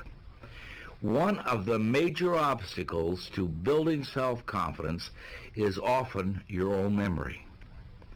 Lack of confidence is one result of what I call a mismanaged memory. Here's how a mismanaged memory works. Your brain is a lot like a bank. Every day you make thought deposits in your mind bank, and these thought deposits grow and become your memory. When you settle down to think, or when you face a problem, in effect you say to your memory bank, "What do I already know about this?" Your memory bank automatically answers and supplies you with bits of information relating to this situation that you've deposited on previous occasions. Your memory, then, is the basic supplier of raw material for your new thought. Now, the teller in this memory bank of yours is very reliable. He does exactly what you tell him to do. If you approach him and say, "Mr. Teller, let me withdraw some thoughts I deposited in the past proving I'm inferior to just about everybody else," he'll say, "Right away, sir. Recall how you failed 2 times previously when you tried this? Recall what your 6th grade teacher told you about your inability to accomplish things? Recall what you overheard your fellow workers saying about you last week?" And so on and so forth. This teller will continue digging out of your brain thought after thought that proves you're inadequate. But suppose you visit this memory teller and you give him this request. "Mr. Teller, I face a difficult situation. Can you supply me with any thoughts that will give me reassurance?" And again, the teller says, "Right away, sir." But this time, he delivers thoughts you deposited earlier that say you can succeed. Recall that excellent job you did in a similar situation before? Recall how much confidence Mr. Sawyer placed in you. Recall the respect your friends have given you for your abilities in this area, and so forth. Your teller lets you withdraw the thought deposits that you want to withdraw. After all, it's your bank. So there are 2 specific things you can do to build confidence through efficient management of your memory bank. First, deposit only positive thoughts in your memory bank. After all, everyone faces plenty of unpleasant, embarrassing, and discouraging situations. But unsuccessful and successful people deal with these situations in opposite ways. Unsuccessful people dwell on them and make them prominent in their memory. They don't take their minds away from them. At night, the unpleasant situation is often the last thing they think about. Successful people, on the other hand, don't give these situations another thought. Once they've gotten through them, they don't put them in the forefront of their memories. Quite the contrary. Successful people specialize in putting positive thoughts into their memory banks. Imagine what would happen to your car's engine if you scooped up a handful of dirt every morning and put it into the crankcase. That engine would soon be a mess. It wouldn't be able to do what you wanted it to. Negative thoughts have the same effect on your mind and your confidence. They produce needless wear and tear on your mental motor. They put you on the side of the road while others drive ahead. So get in the habit of depositing positive thoughts into your memory bank. Just before you go to sleep, count your blessings. Recall the many good things you can be thankful for. Your family, your friends, your health. Recall the good things you saw people do today and the good things you heard them say. Recall your own personal victories and accomplishments, large and small. Go over the reasons why you're glad to be alive. The second thing you can do to build confidence through efficient management of your memory bank is to withdraw only positive thoughts from it.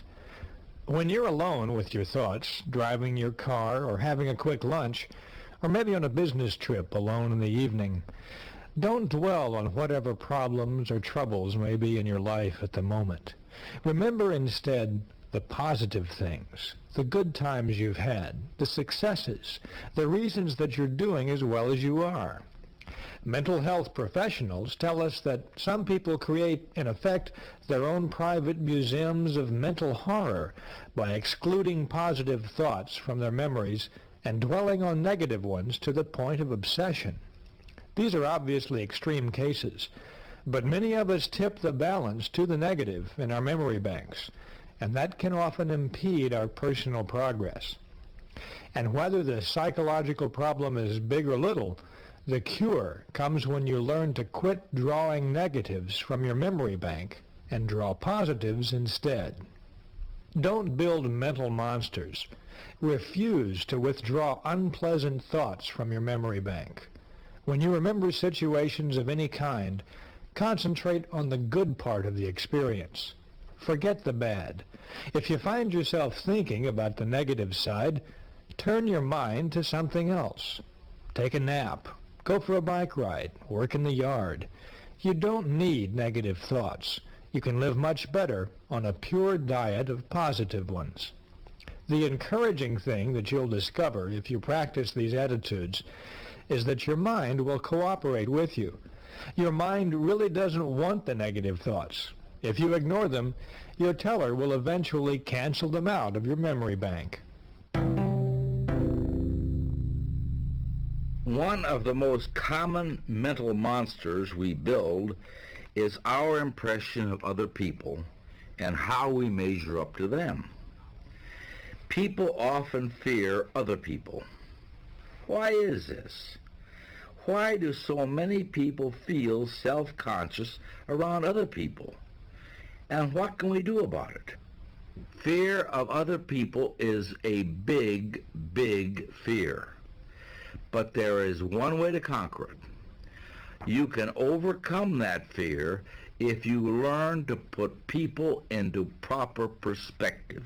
I remember when I was inducted into the Army back in 1942, I was a very shy, confused young man, and I thought that everybody was bigger than I was, stronger, smarter, in every way superior to me. And my experience in the induction center really taught me something different. I saw maybe 1,000 people come through there who were tall, skinny, smart, dumb. In any event, they were all just almost as confused as I was. In fact, in many cases, much more confused. So I started gaining a sense of worth about myself, realizing that the people that are my peers are just as confused and just as scared as I am about this world that we're entering into.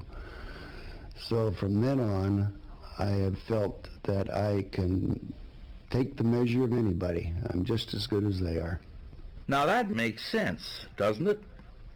The other person is basically like you, so there's no reason why you should be afraid of him. Here are two ways to put other people into proper perspective and keep them there. To begin with, get a balanced view of other people. Keep these points in mind when dealing with people.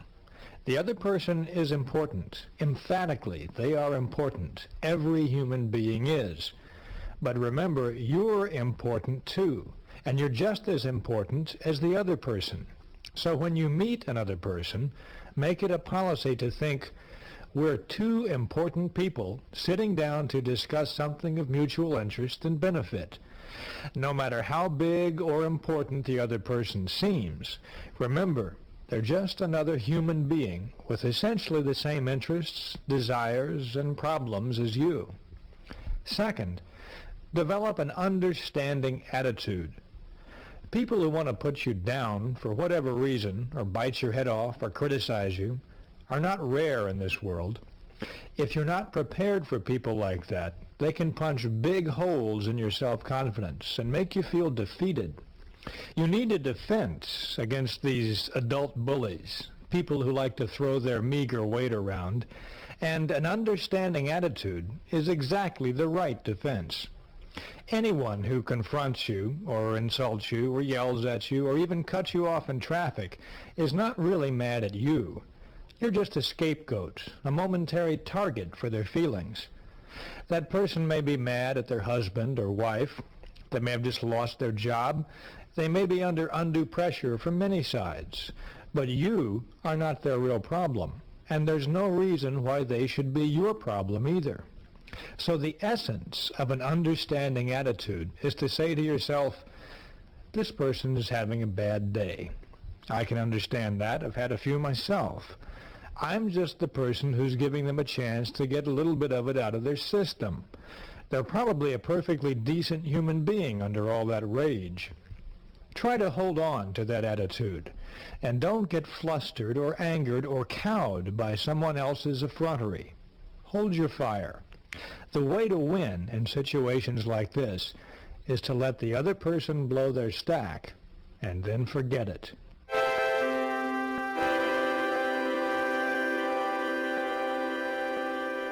For many years, there is a textbook that's been a standard in college psychology courses. It was written more than 30 years ago by a Dr. George W. Crane. In this book, Dr. Crane wrote, and I quote, "Remember, motions are the precursors of emotions. You can't control the latter directly, but only through your choice of motions or actions. Go through the proper motions each day, and you'll soon begin to feel the corresponding emotions." In other words, we can change our attitudes simply by changing our physical actions. So, besides managing your memory, you can manage your emotions too, to help build more confidence and destroy fear. To give you one quick example, right now, no matter what you're doing or what you're thinking, break into a great big smile. Just smile as big as you can. Smile like a circus clown. Show all your teeth.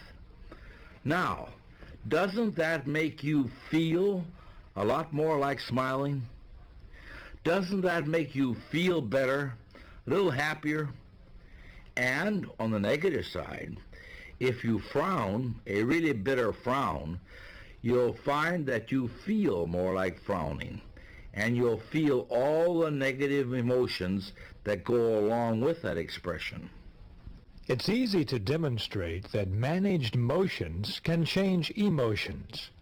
People who are shy in introducing themselves can replace this timidity with confidence just by taking 3 simple actions simultaneously. First, reach for the other person's hand and clasp it warmly. Second, look directly at the other person. Don't look away. And third, say, "I'm very glad to know you." These 3 simple actions automatically and instantaneously banish shyness. Confident action produces confident thinking.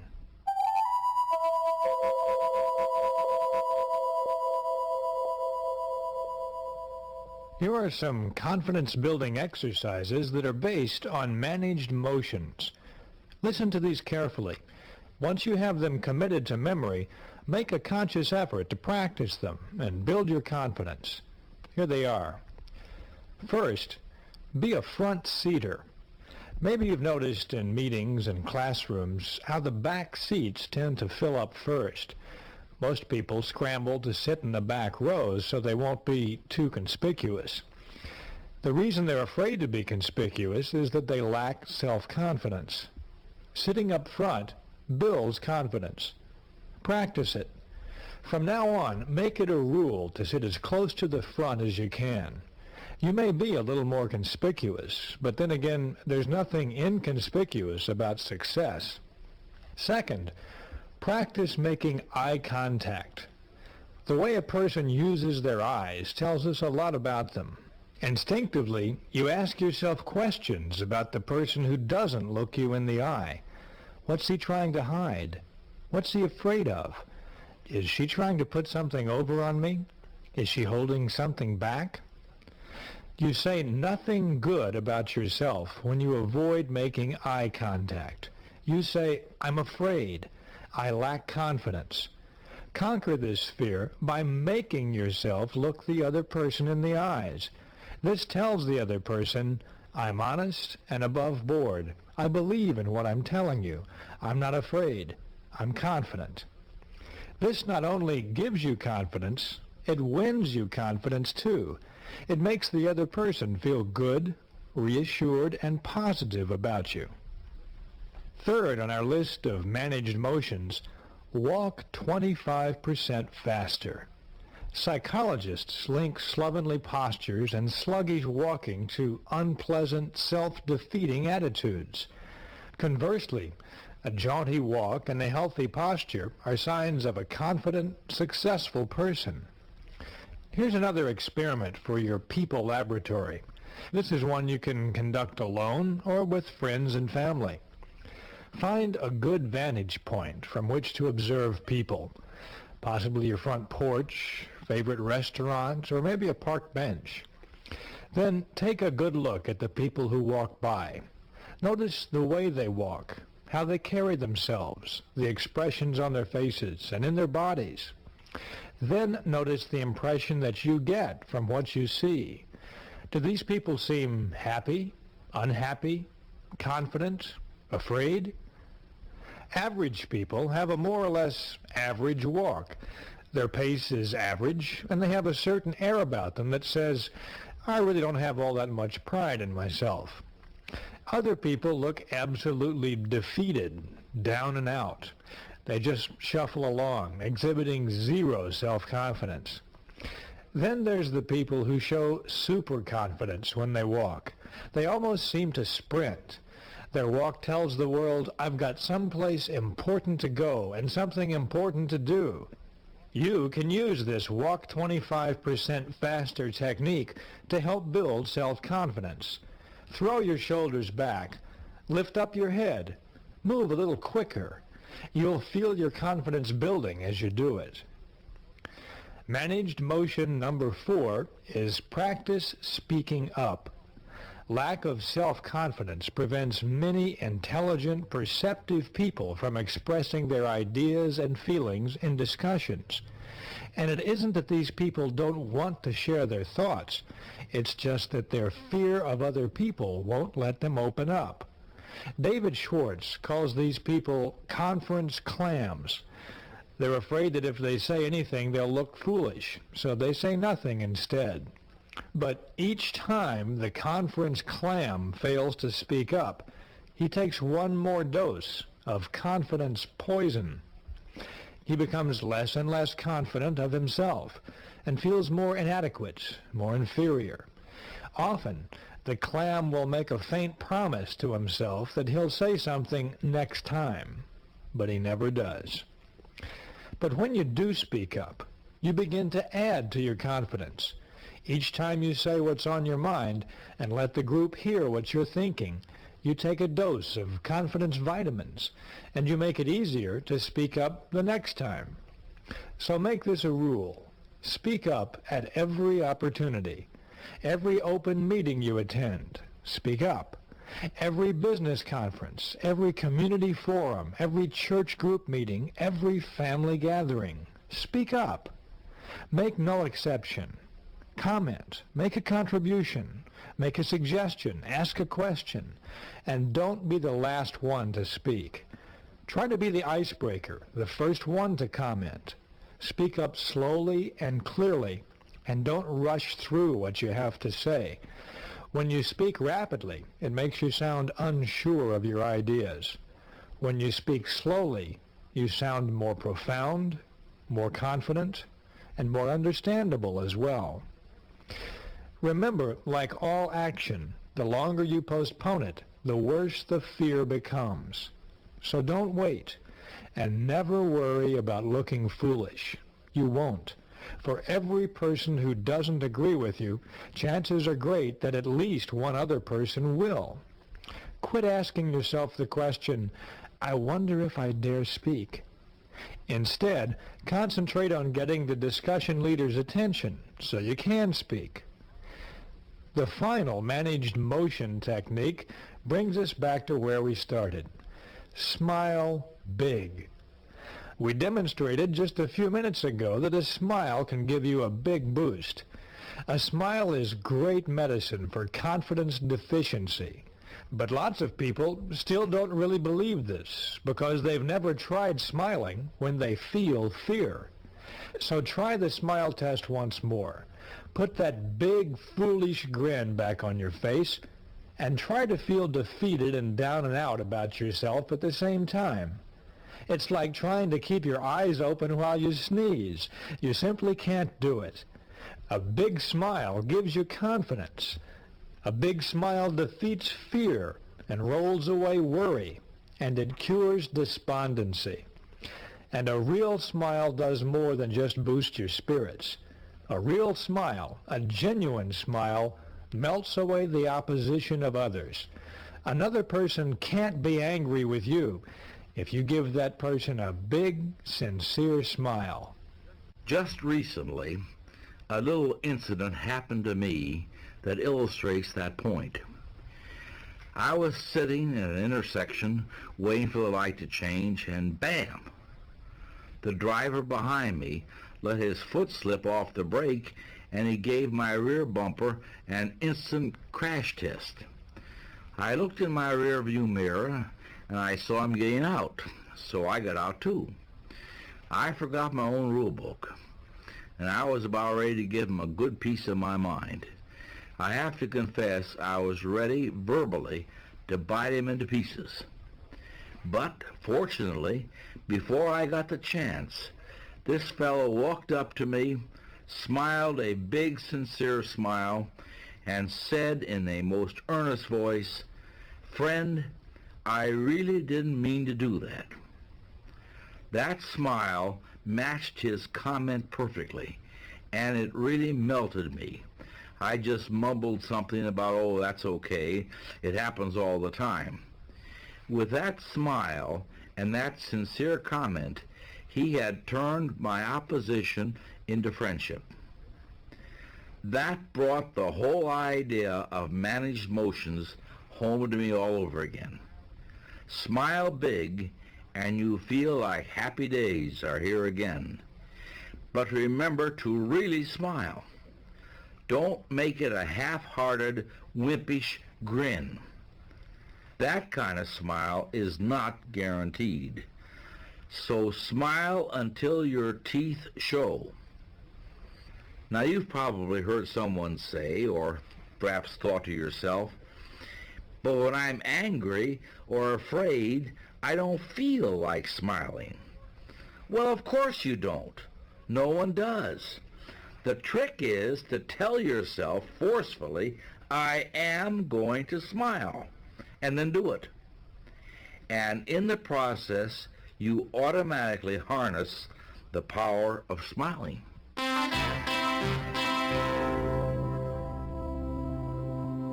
Now let's sum up these latest confidence builders. First, make a supreme effort to put only positive thoughts in your memory bank. Don't let negative thoughts grow into mental monsters. Simply refuse to recall unpleasant events or situations. Remember to keep people in proper perspective. People are much more alike than they are different. So get a balanced view of other people. Develop an understanding attitude. Many people will bark, but very rarely will they bite. And finally, make everything you do say, "I'm confident," really confident. Practice the techniques of managed motions. Be a front seater. Make eye contact. Walk 25% faster. Speak up. And when you do, speak slowly and clearly. And finally, smile big.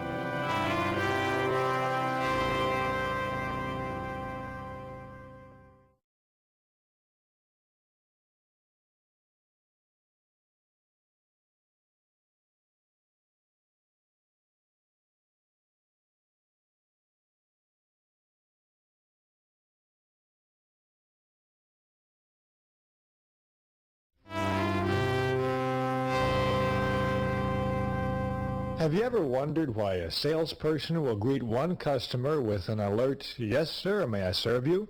and virtually ignore another? Or why an employee will consistently carry out the instructions of one superior but only grudgingly do what another superior requests?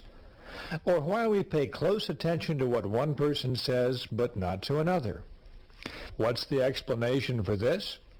It can be distilled into one word: thinking. We receive the kind of treatment we think we deserve.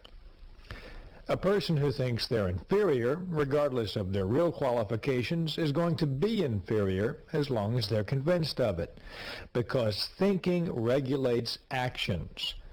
If a person feels inferior, he or she acts that way, and no veneer of cover-up or bluff will hide this basic feeling for very long. The person who feels unimportant is unimportant. On the other side of the ledger, the person who really thinks he or she is equal to the task is equal to the task. To be important, you have to think you're important. You have to really think it, really believe it, and then others will think so too. Because how you think determines how you act, and how you act determines how others react to you. On this tape, David Schwartz will focus on the idea that you are what you think you are, and that by managing your thoughts and your environment, you can take a big step towards success.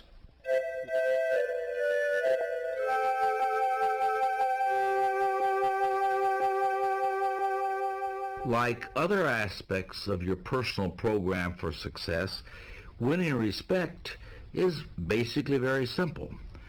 People respect us in direct proportion to how much respect we have for ourselves.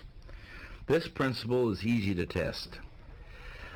Do you have much respect for a bum? Probably not. Why?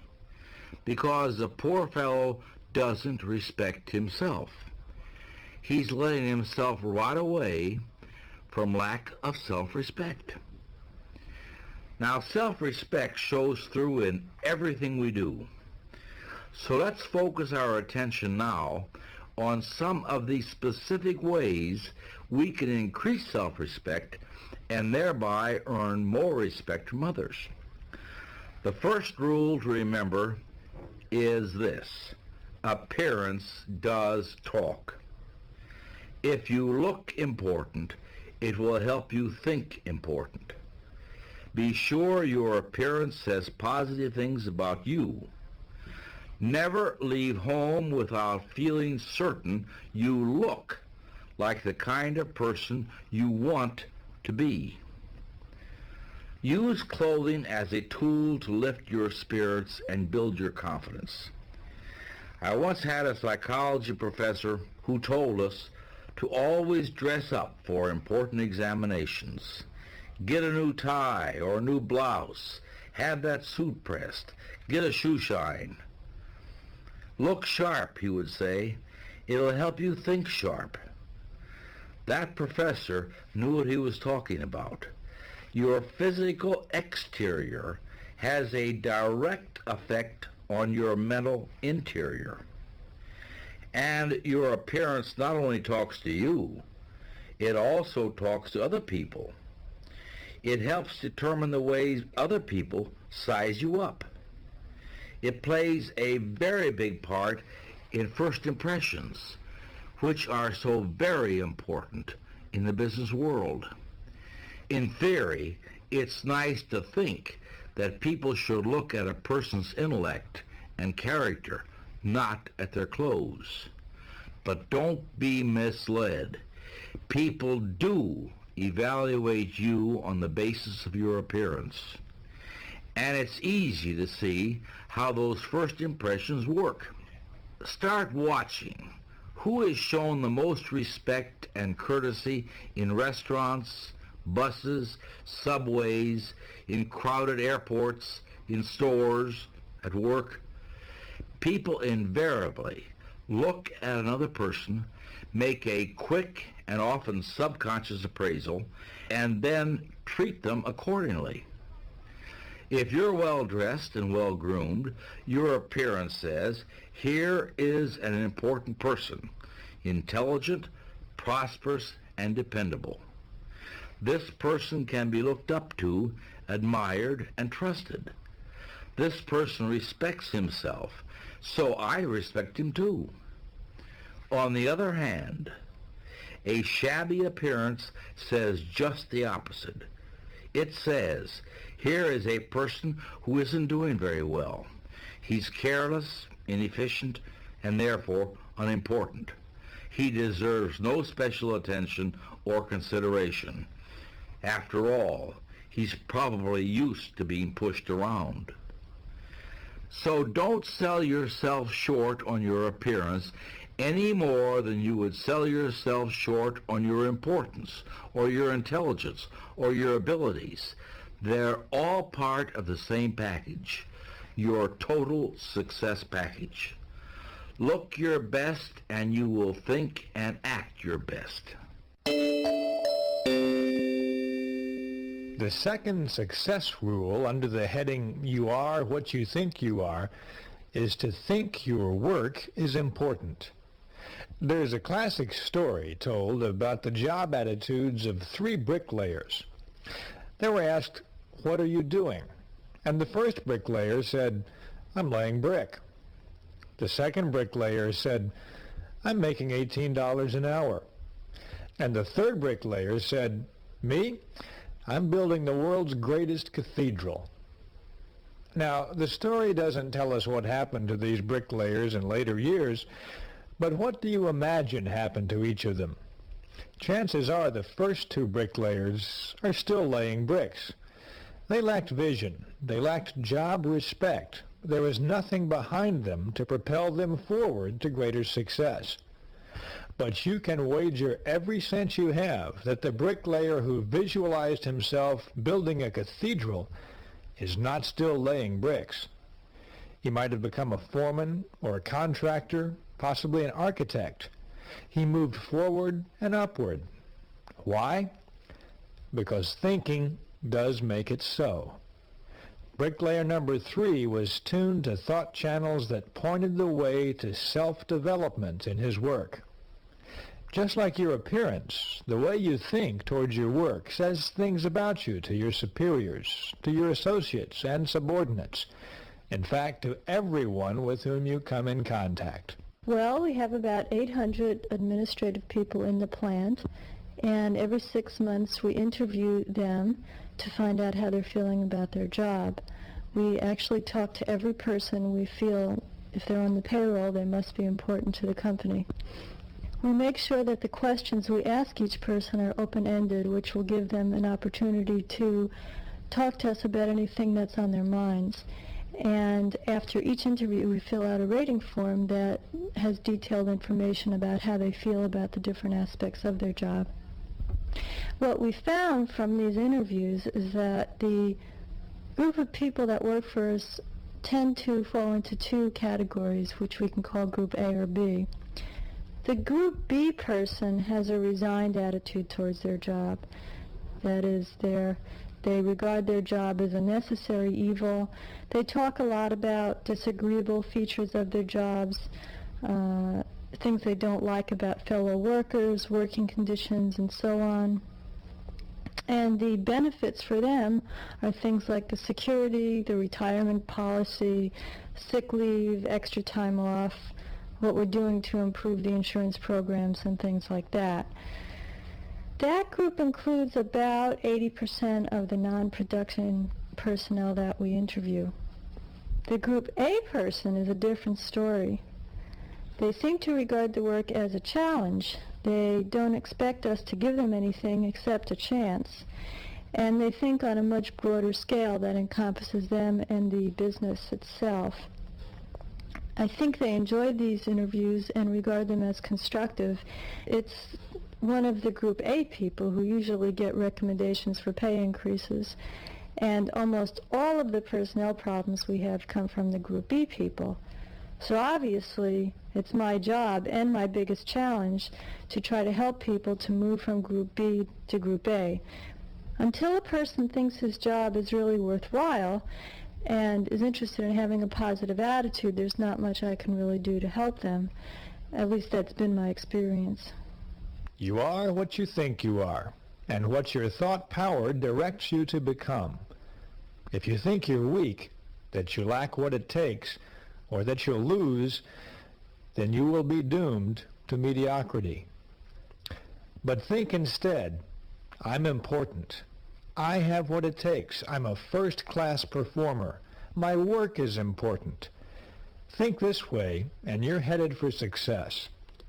Here's a phrase that you should remember. A person who thinks his job is important receives mental signals on how to do his job better. And a better job means more promotions, more money, more prestige, and more happiness. That's one of the most important messages that you can receive in your success program. If you have kids, you've probably noticed how quickly they pick up the attitudes and habits and preferences of their parents. Whether it's food or mannerisms or even political views, the child is a living reflection of how his or her parents think. The child learns through imitation. And as a matter of fact, so do adults. People continue to imitate others throughout their lives. They seek out role models. They imitate their leaders and supervisors and the people they admire and respect. Their thoughts and actions are influenced by these people. At work, notice when the boss or a supervisor is in a good mood, and then see how that mood is reflected by his or her employees. Conversely, when the boss is nervous or tense or worried, see if the employees don't take on similar attitudes.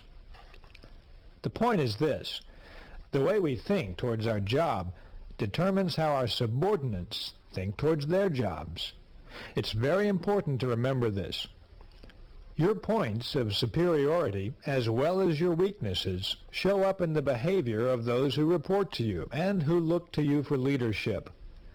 So if you're in charge of a unit or a division or an office, you can rest assured that the success of that organization will be a direct product of your own attitude toward success. You are what you think you are, and your work is as important and successful as you think it is. The choice is yours.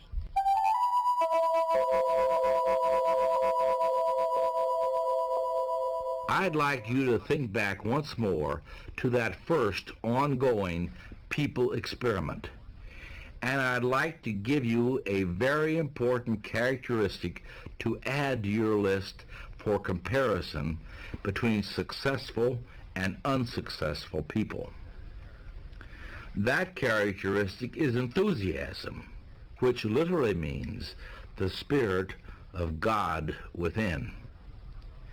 Ever notice how an enthusiastic salesperson gets you more excited about the merchandise?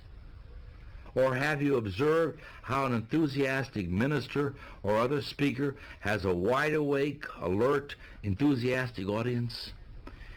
If you have enthusiasm, those around you will have it too. But how do you go about developing enthusiasm? The basic step is simple. Think enthusiastically. Build in yourself an optimistic, progressive glow, a feeling that this is great and I'm 100% for it. Once again, you are what you think you are. Think enthusiasm and you'll be enthusiastic. To get high quality work, be enthusiastic about the job you want done. Others will catch the enthusiasm you generate and you'll get first-class performance. But if you're negative about the job, you can fully expect others to adopt your negative attitude. Think back to the list of the big thinkers' approach to job situations versus the little thinkers' approach. Remember the expense account example? If you cheat on your expense accounts and hold the attitude that's okay to rip off the company in little ways, then what can you expect your support personnel to do? Or if you habitually arrive late and leave early, then what do you think the troops are going to do? Bear in mind that your superiors are going to evaluate you by measuring the quantity and quality of output you get from those people who report to you. That alone should be a major incentive to think right about your job. Think right about your job so your support personnel will think right about their jobs too. Let me offer 2 suggestions to help you get others to do more for you. First, always show positive attitudes toward your job so that your support personnel will pick up right thinking. Second, as you approach your job each day, ask yourself, am I worthy in every respect of being imitated? Are all my habits such that I would be glad to see them in my support personnel? I sell cars for a living, and every morning a big part of my day is just calling potential customers to set up demos. And I had a problem with it. The problem was that I had sort of a shy sounding voice. I was a shy person then, and I knew my voice sounded like it on the phone, and so when people heard my voice, they'd just say, no thanks, I don't want to be bothered. And our sales manager would hold these sales meetings every Monday morning where he'd give us a pep talk about being good salesmen and selling cars, and it would really pep me up, and I'd go out there on the floor and call my people, and I'd sell cars and do a good job. But by the end of the day, it would start to wear off, and by Tuesday morning, I was sort of back to my old self. And so I realized that I needed this pepping up every Monday, and if the sales manager could do it, well, why couldn't I just do it to myself? So I decided to do that. I went out on the lot one day, found a car that I liked, and I sat in this car for about 5 or 6 minutes and just talked to myself. And I told myself everything that I knew was true. I said, you are a good salesman, you know how to sell cars, and these people do want to talk to you because they do need these cars and you have the product that they want. And it worked so well that now I actually look forward to making these phone calls. And now it's gotten to the point where before I dial these calls, I'll just give myself this silent pep talk, and it works. And I'm getting results now. I'm doing better than I've ever done in my life. I'm selling lots of cars. I honestly believe I talked myself into being a good salesman. Now that's a pretty good idea, isn't it? To be on top, you've got to feel like you're on top. You've got to think and believe you're on top. Give yourself a pep talk and discover how much bigger and stronger you feel. Don't ever belittle yourself. Practice uplifting self-praise, and you'll see the results.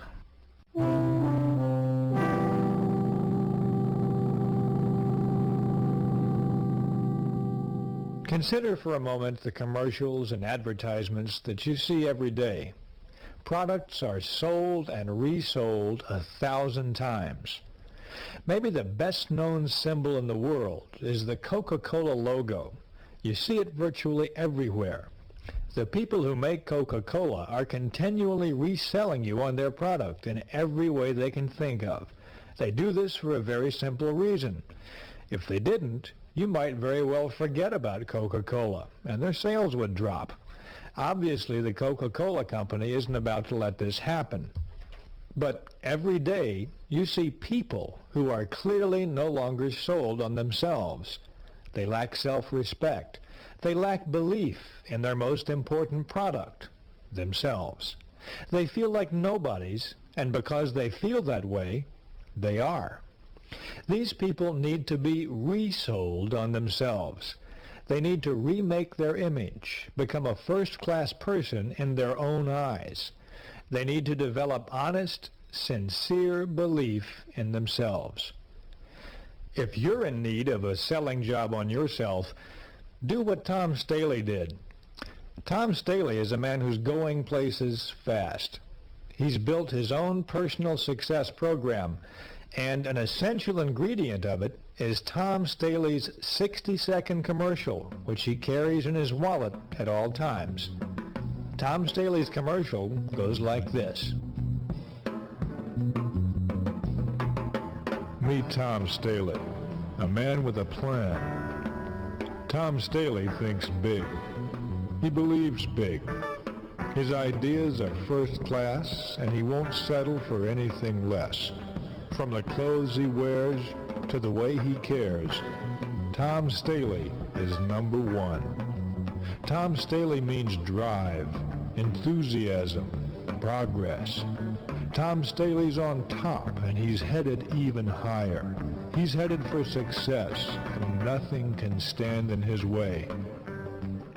Being the best doesn't come easy, so Tom Staley works hard. The road to success takes many turns, but Tom Staley does not stop. Tom Staley believes in his goals, in his future, and in himself.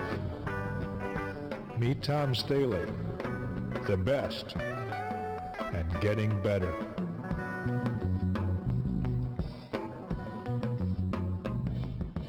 That's Tom Staley's 60-second commercial. He credits this technique with helping him become a more successful and more dynamic person, and you can use it too. Here's how to build your own sell yourself to yourself commercial. First, select your assets, your points of superiority. Ask yourself, what are my best qualities? And don't be shy in describing yourself. Next, put these points down on paper in your own words. Write your commercial to you. You can reread Tom Staley's commercial. It's in your booklet. And notice how he talks to Tom, to himself. So talk to yourself and be very direct. Don't think of anyone but you as you write your commercial. Then practice your commercial out loud, in private, at least once a day. It helps to do it in front of a mirror. Put your body into it. Repeat your commercial forcefully and with determination. If you want to, you can even put music behind it. Get yourself warmed up. Feel your body come alive. Make your blood travel faster. Read your commercial silently several times a day. Read it before you tackle anything that demands courage. Read it every time you feel let down. Keep your commercial handy all the time, and use it. Now, a lot of people may laugh at this technique. That's because they refuse to believe that success really does come from managed thinking. But please understand, that is the judgment of average people. You're not average. If you have any doubt about the soundness of this commercial technique, just ask the most successful person you know what he or she thinks about it, and then start selling yourself to yourself. You're the most important customer you'll ever have.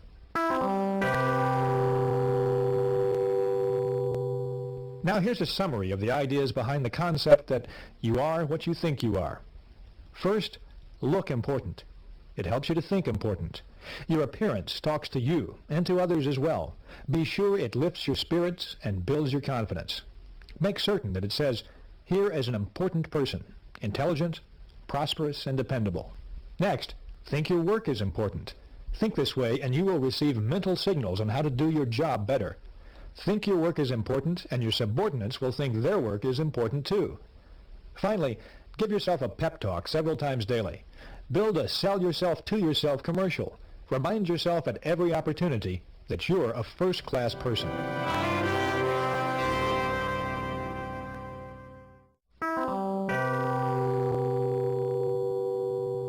Your mind is an amazing mechanism. When your mind works one way, it can carry you forward to outstanding success. But the same mind, operating in a different way, can produce a total failure. The mind is the most delicate, most sensitive instrument in all creation. Let's look now and see what makes the mind think the way it does. Millions and millions of people are diet conscious. More than ever before, we're a calorie counting and cholesterol counting nation. We spend billions of dollars every year on vitamins, special foods, diet supplements. And we all know why. Through nutritional research, we've learned that the body reflects the diet the body is fed. You are what you eat. So the saying goes. Physical stamina, resistance to disease, even how long we live, are all closely related to what we eat. By the same token, the mind reflects what the mind is fed. Mind food, of course, doesn't come in packages, and you can't buy it at the store. Mind food is your environment, all the countless things which influence your conscious and subconscious thought. The kind of mind food we consume determines our habits, attitudes, and our personality. Think of all the things we pick up from other people, all the little mannerisms, the way we walk or hold a coffee cup, our speech patterns, our preferences for music, literature, entertainment, clothing. These all stem in very large part from our environment. And, much more importantly, the size of your thinking, your goals, your attitudes, your sense of yourself is formed largely by your environment. It is true that prolonged association with negative people makes us think negatively. Close contact with petty people develops petty habits in us. Now, on the bright side, companionship with people with big ideas raises the level of our thinking. Close contact with ambitious people tends to give us ambition. Furthermore, you will change over the months and years. This we know. But how you will change depends on your future environment. That is, the mind food you feed yourself. Through the choices and decisions you make, you can determine what your environment will be, what kind of food your mind is fed. Let's look now at what we can do to make your future environment pay off in both satisfaction and prosperity. The first step is to recondition yourself for success. The number one obstacle on the road to high-level success is the feeling that major accomplishments are beyond reach. This attitude stems from many, many suppressive forces that direct our thinking toward mediocre levels. To understand these suppressive forces, let's go back to the time we were children. As children, all of us set high goals. At a very young age, most of us wanted to conquer the unknown, be leaders, jet pilots, doctors, presidents, to do exciting and stimulating things, become famous and wealthy. In short, to be successful. And in our blessed ignorance, we saw our way clear to accomplishing these goals. But what happened? Long before we reached the age when we could begin to work toward our great objectives, a multitude of suppressive influences went to work. From all sides, we heard it's foolish to be a dreamer, and that our ideas were impractical, naive, or foolish. We had to get our feet on the ground and our head out of the clouds. We heard that to get ahead, we had to have money to begin with, or that we had to have important friends, or just plain luck. As a result of being bombarded with this "you can't get ahead, so don't bother to try" propaganda, most people, you know, can be classified into three groups. The first group are the people who surrendered completely. The majority of people who are convinced deep down inside that they haven't got what it takes, that real success, real accomplishment is for others who are lucky or fortunate in some special respect. Now, you can spot these people because they go to great lengths to rationalize their status and explain how happy they really are. The second basic group are those who surrender partially. Now, this is a much smaller group than the first one. This group enters adult life with a lot of hope for success. These people prepare themselves. They work hard. They plan. But after a decade or so, resistance begins to build up. Competition for top-level jobs looks pretty rugged, and this group decides that greater success just isn't worth the effort. They rationalize, we're earning more than the average, and we live better than the average. Why knock ourselves out? The third group is quite small, perhaps 2 or 3% of the population. This group never surrendered their dreams. They never did, and they still don't let pessimism dictate their limitations. They don't believe in surrendering to suppressive forces. Instead, these people live and breathe success. This group of people is the happiest because it accomplishes the most. These people become top salesmen, top executives, top leaders in their respective fields. These people find life stimulating, rewarding, worthwhile. These people look forward to each new day, each new encounter with other people as adventures to be lived fully. Now let's be honest. All of us would like to be in that third group, the one that finds continually greater success. But to get into and to stay in that group, we have to fight off the suppressive influences of our environment. To understand how people in the first two groups will unwittingly try to hold you back, try this experiment. Tell several of your average friends or your fellow workers with the greatest sincerity that someday you intend to be vice president of your company. What will happen? Your friends will probably think you're joking. And if they do believe you mean it, they'll say something like, "You poor sap, you've got a lot to learn." But now assume that you repeat that same statement with equal sincerity to the president of your company. How will he or she react? One thing is certain, the president of your company will not laugh. He might look at you intently and say to himself, "Does this person really mean this?"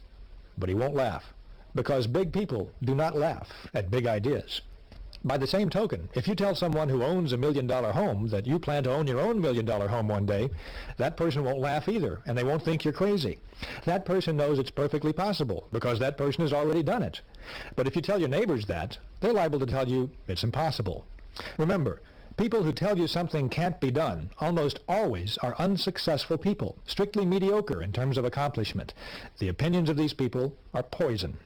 Develop a defense against people who want to convince you that you can't do something. Accept negative advice only as a challenge to prove that you can do it. Be extra conscious about this. Don't let negative thinking people destroy your plan to think yourself to success. I call these people negators. Negators are everywhere, and they seem to take delight in sabotaging the positive progress of others. Some of them do it out of jealousy. They're not moving ahead themselves, so they want to see you stumble too. Others may be sincere and well-meaning, but they've been brainwashed. They've surrendered. They're convinced that success is impossible for them, and that people who strive for success are risking everything and are liable to end up with nothing. So be careful. Study negators. Don't let them destroy your plans for success. I used to ride in this carpool, and it got to be such a drag because there was one guy there who talked every day back and forth about how bad things were at work and how his boss was a jerk and how it was just not fun to work at work. And I'm trying to be really pumped up about doing my job and really getting behind my job, but he just would always bring me down. So I'm up in the morning and I'm ready to go to work, and I'm really getting juiced up, and by the time I get to work, after hearing this guy, I'm like totally depressed. And I get home at night and I'm totally depressed because I know I got to face this guy tomorrow morning. So what I finally did was join a different carpool. I didn't know why I didn't think of that sooner. Now I feel wonderful about my job. I go to work every morning and I feel great. That young fellow changed his environment. Smart, wasn't he? Make no mistake about it. Your fellow workers are not all alike. Some work because they have to. Others are ambitious and work for advancement and success. Some people belittle everything the boss says or does. Others are much more objective and realize that they must be good followers before they can be good leaders. How we think is directly affected by the group we're in. So be sure you're in the group that's thinking ahead, thinking progressively, thinking success.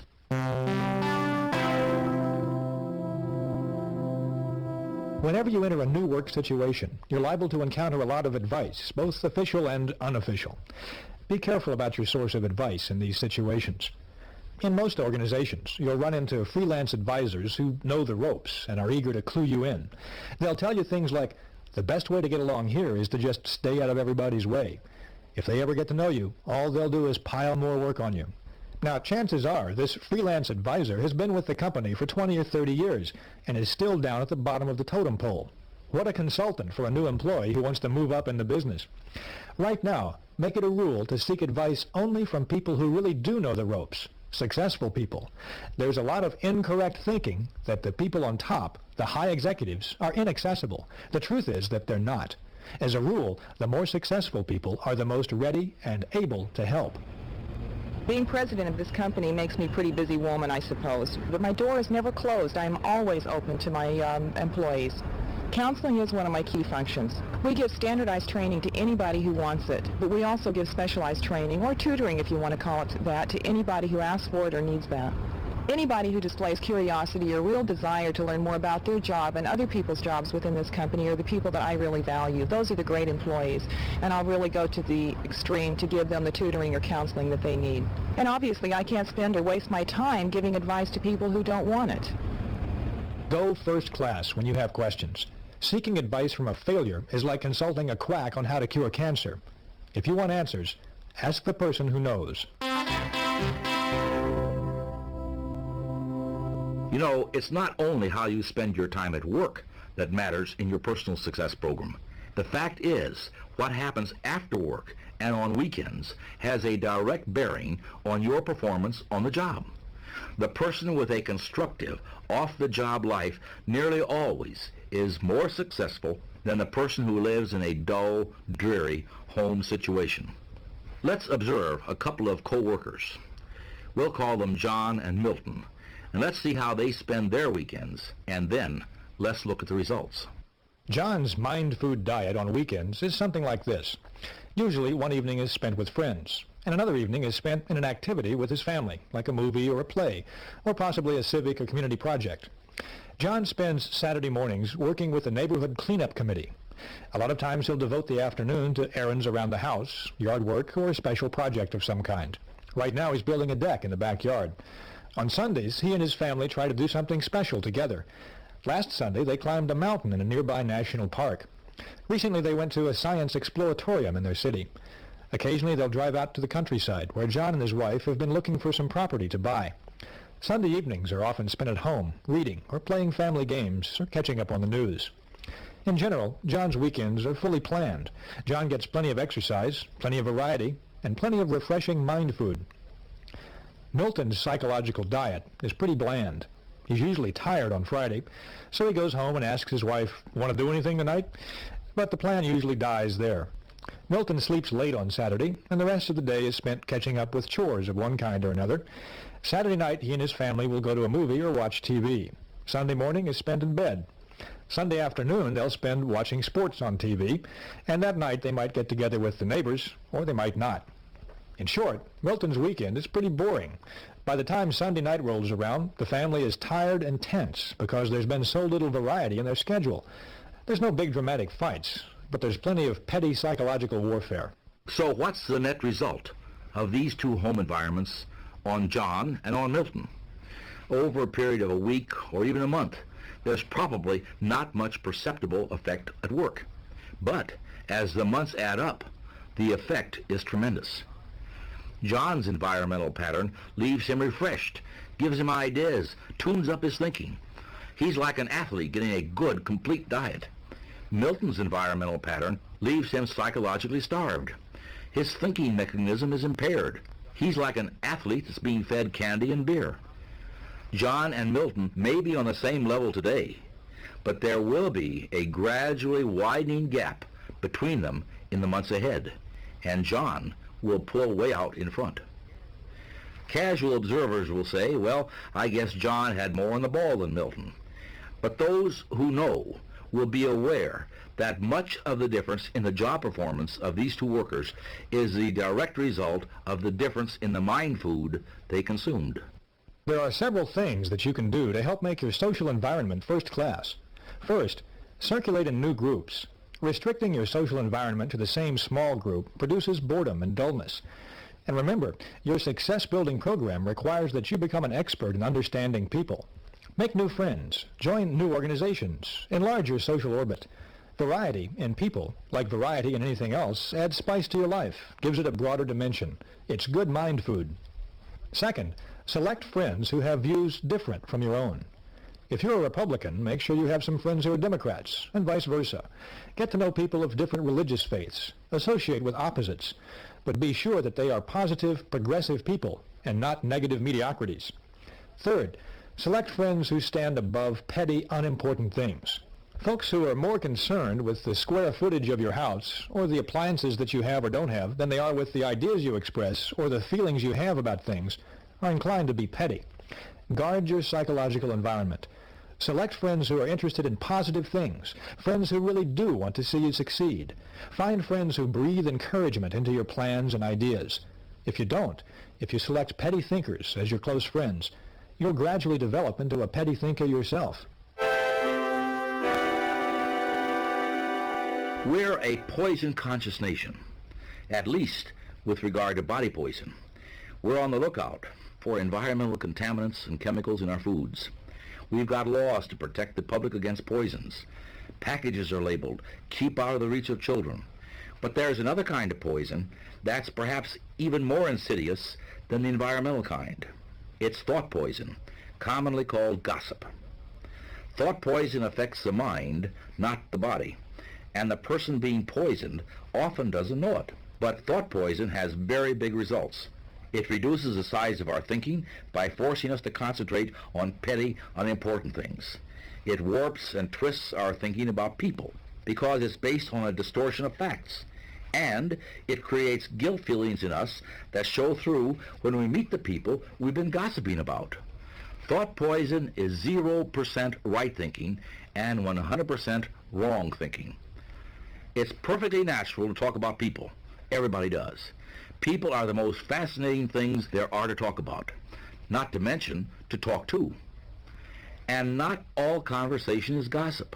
Bull sessions, shop talk, and just batting the breeze are very necessary and helpful at times. But keep it on the positive side. You're doing yourself and others damage when you poison your thoughts with gossip. Ask yourself these questions. Do I spread rumors about other people? Do I always have good things to say about others? Do I like to hear reports of a scandal? Do I judge others only on the basis of facts? Do I encourage others to bring their rumors to me? Do I precede my conversations with, "Don't tell anybody"? Do I keep confidential information confidential? Do I feel guilty about what I say concerning other people? After you've answered these questions, meditate on this thought for just a moment. Taking an axe and chopping up your neighbor's furniture won't make your furniture look one bit better. And using verbal axes on another person doesn't do one thing to improve your life. Now let's summarize this information on managing our mental environment. First, be environment conscious. Just as body diet makes the body healthy or ill, mind food makes the mind healthy or ill as well. Second, make your environment work for you, not against you. Don't let suppressive forces, the negative, can't-do-it people, make you think defeat. Third, don't let small-thinking people hold you back. Jealous people want to see you stumble. Don't give them the satisfaction. Fourth, get your advice from successful people. Your future is important. Don't risk it with freelance advisors who are living failures. Fifth, get plenty of psychological sunshine. Circulate in new groups. Discover new and stimulating things to do. Finally, throw thought poison out of your environment. Avoid gossip. Talk about people, sure, but stay on the positive side.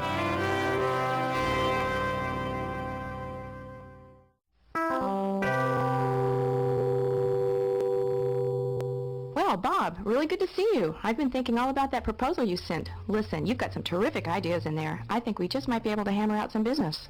Oh, yeah, Bob. Look, I'm kind of busy right now. And, I know you had an appointment. But, no, I didn't get much of a chance to look at your stuff. And we can talk about it if you want to, for a few minutes. Did you know that you can read minds? People do it every day.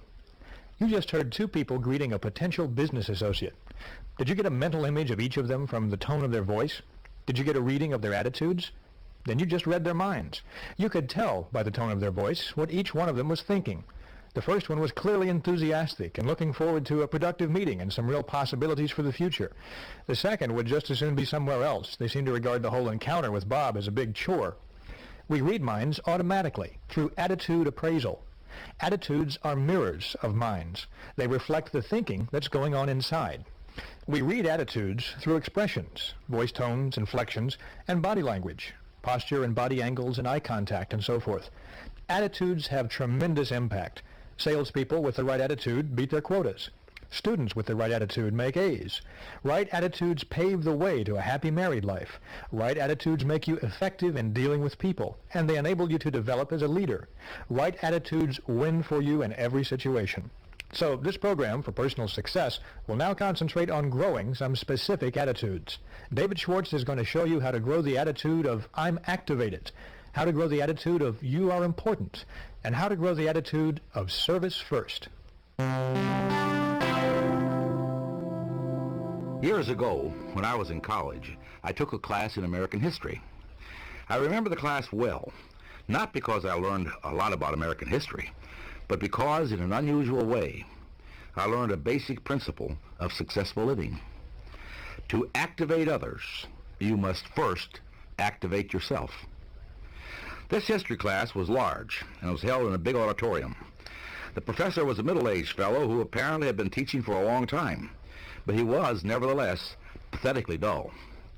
Rather than interpret history as a living, fascinating subject, he merely cited one dead, boring fact after another. It was a wonder to me how he managed to make such an interesting subject so terribly dull, but he did. You can imagine the effect of the professor's boredom on his students.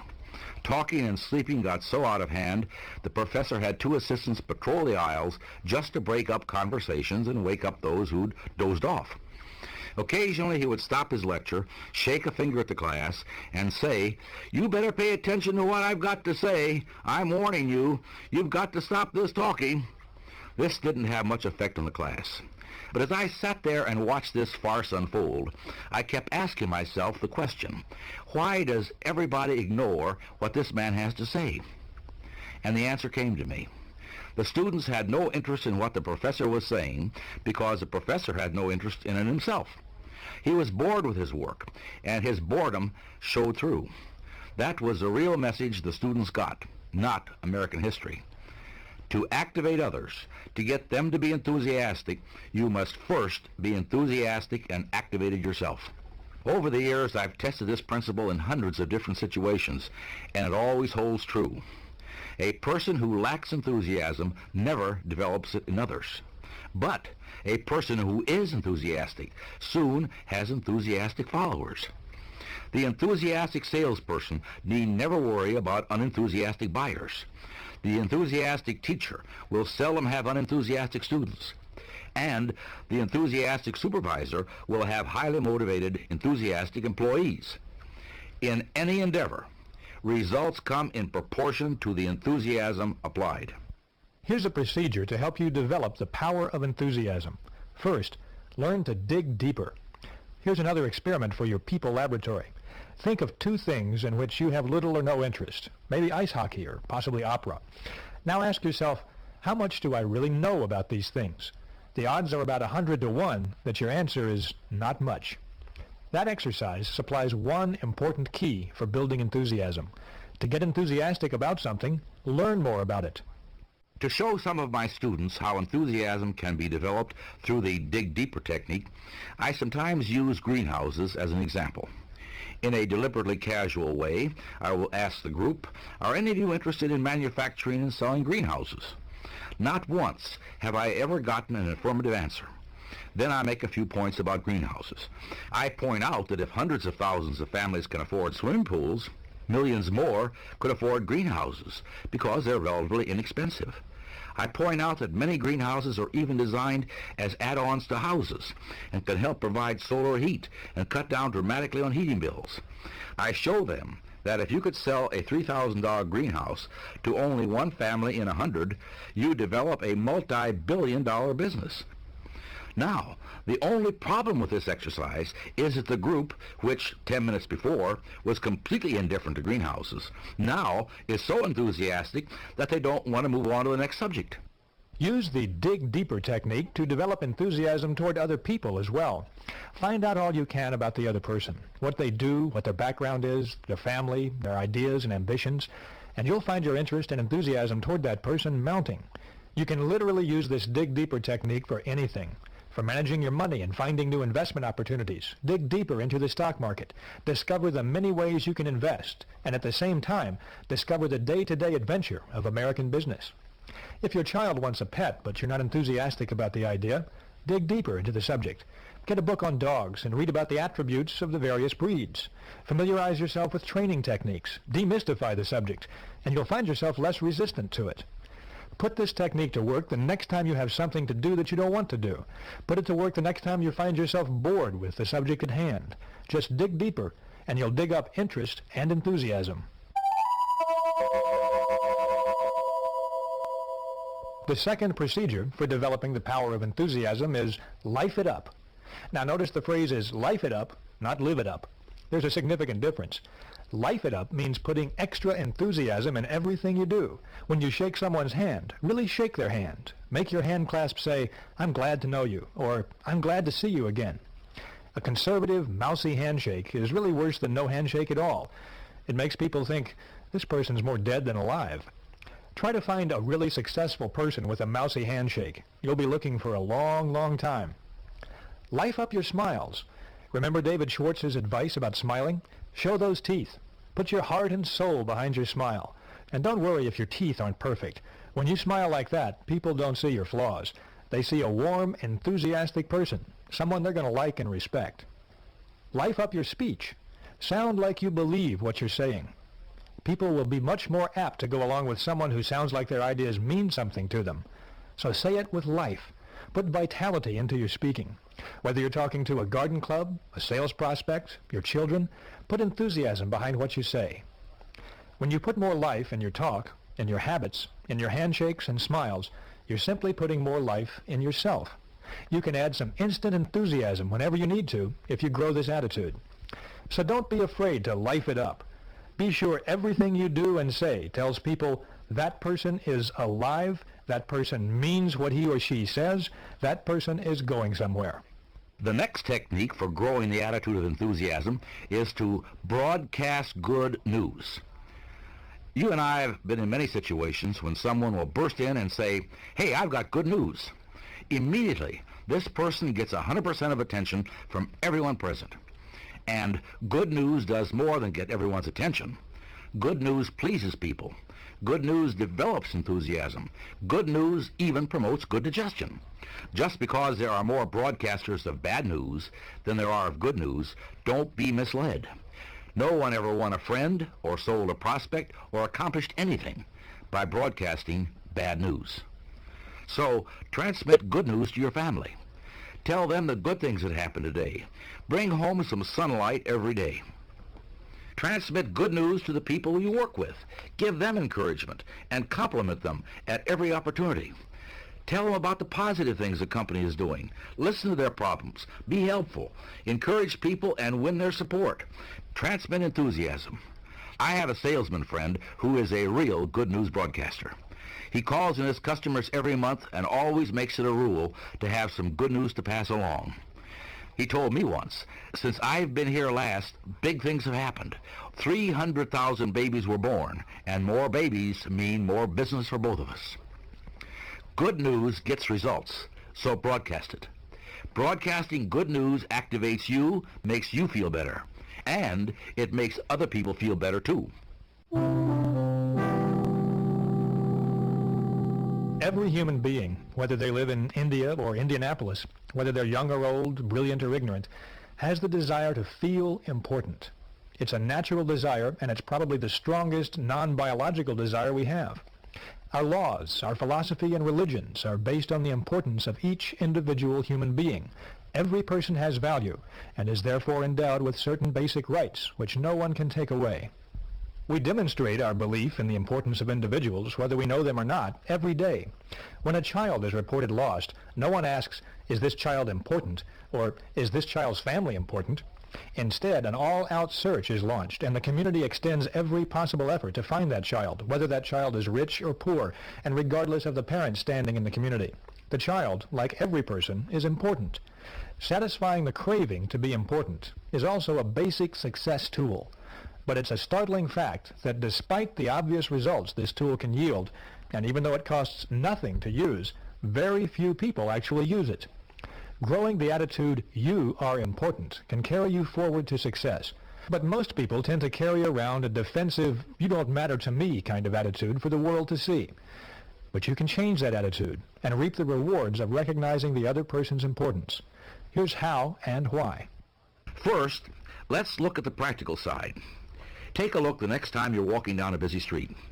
The prevalent attitude is clearly, "you don't mean anything to me. You are totally unimportant in my world."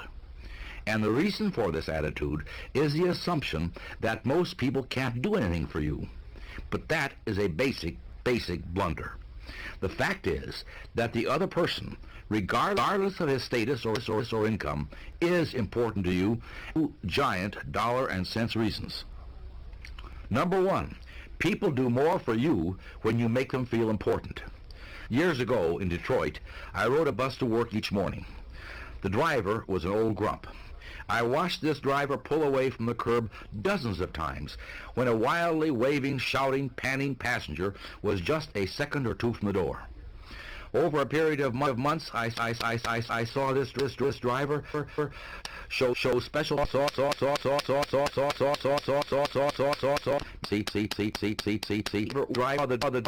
the driver wait for, because that passenger went out of his way to make the driver feel important.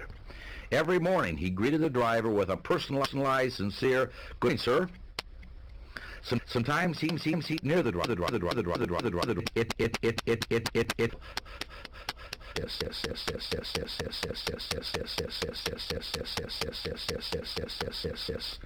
For deal people pay sale makes people feel sing helping our why? Because that passes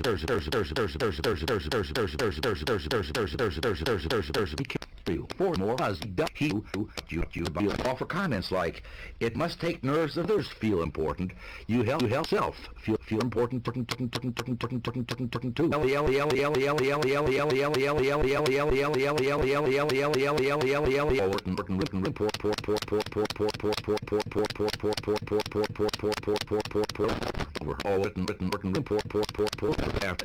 After money who live billions one of the how the science for making people important more what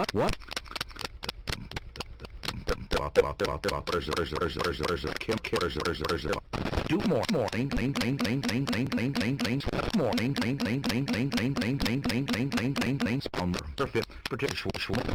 appreciate that. She really appreciate that comment. And the morning when I definitely great. Had heard that I'm in them. Let's not feel them put their hair and me them walls. The people feel walls. The people get walls. People do mediocre. She remembered slowly from see. You see. The word feel important. For the more color, more here. That's let's do it. For you, up to do the color. Appreciate that. Not that pray to you. All these people are mean people really on the don't say I to drive these pray and crazy duty or that's what you have been no and is here from daily or fake daily or different things bigger bigger people got bigger than that bigger second people little get press one don't mean and who is a don't sports lately but make no but something but figure them a bit or to get make not make to get high and kids one weekly so it makes I don't from your blindly it'll be to price misappropriate call finally remember this is it dead people all said viewers in 6 it's support other you before you just call greater when you the past long all ship for reason and pray to your further when you make it person is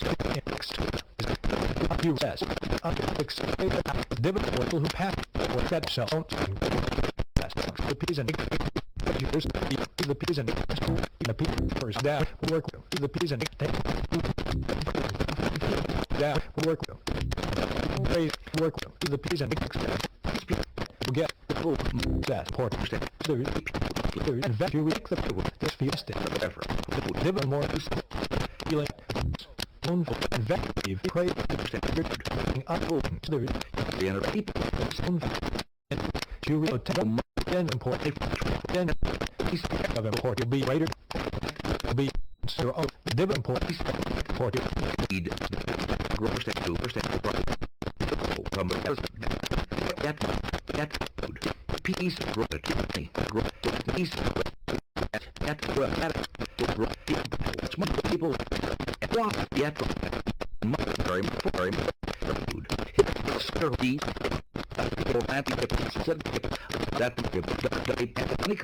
these that money need does need will so to buy of 5 months so it could so well stock oh that it must for but sauce doesn't but the saucer who take cough them for service 20 wax for fine I take the simple stock on to put out but back along these trade and the same all please come stop what all for keep this will out need help well me case a setup for to expect get so all developers and spend and then those eat that the extra is a extra custody secrets the will harvest the coming and how to that much by all this for by this is something a into good world to can't like into here you sell just by big you think interest you jumped up to the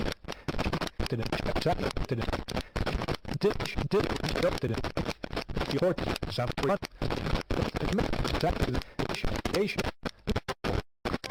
call that important people buy them call yeah fine set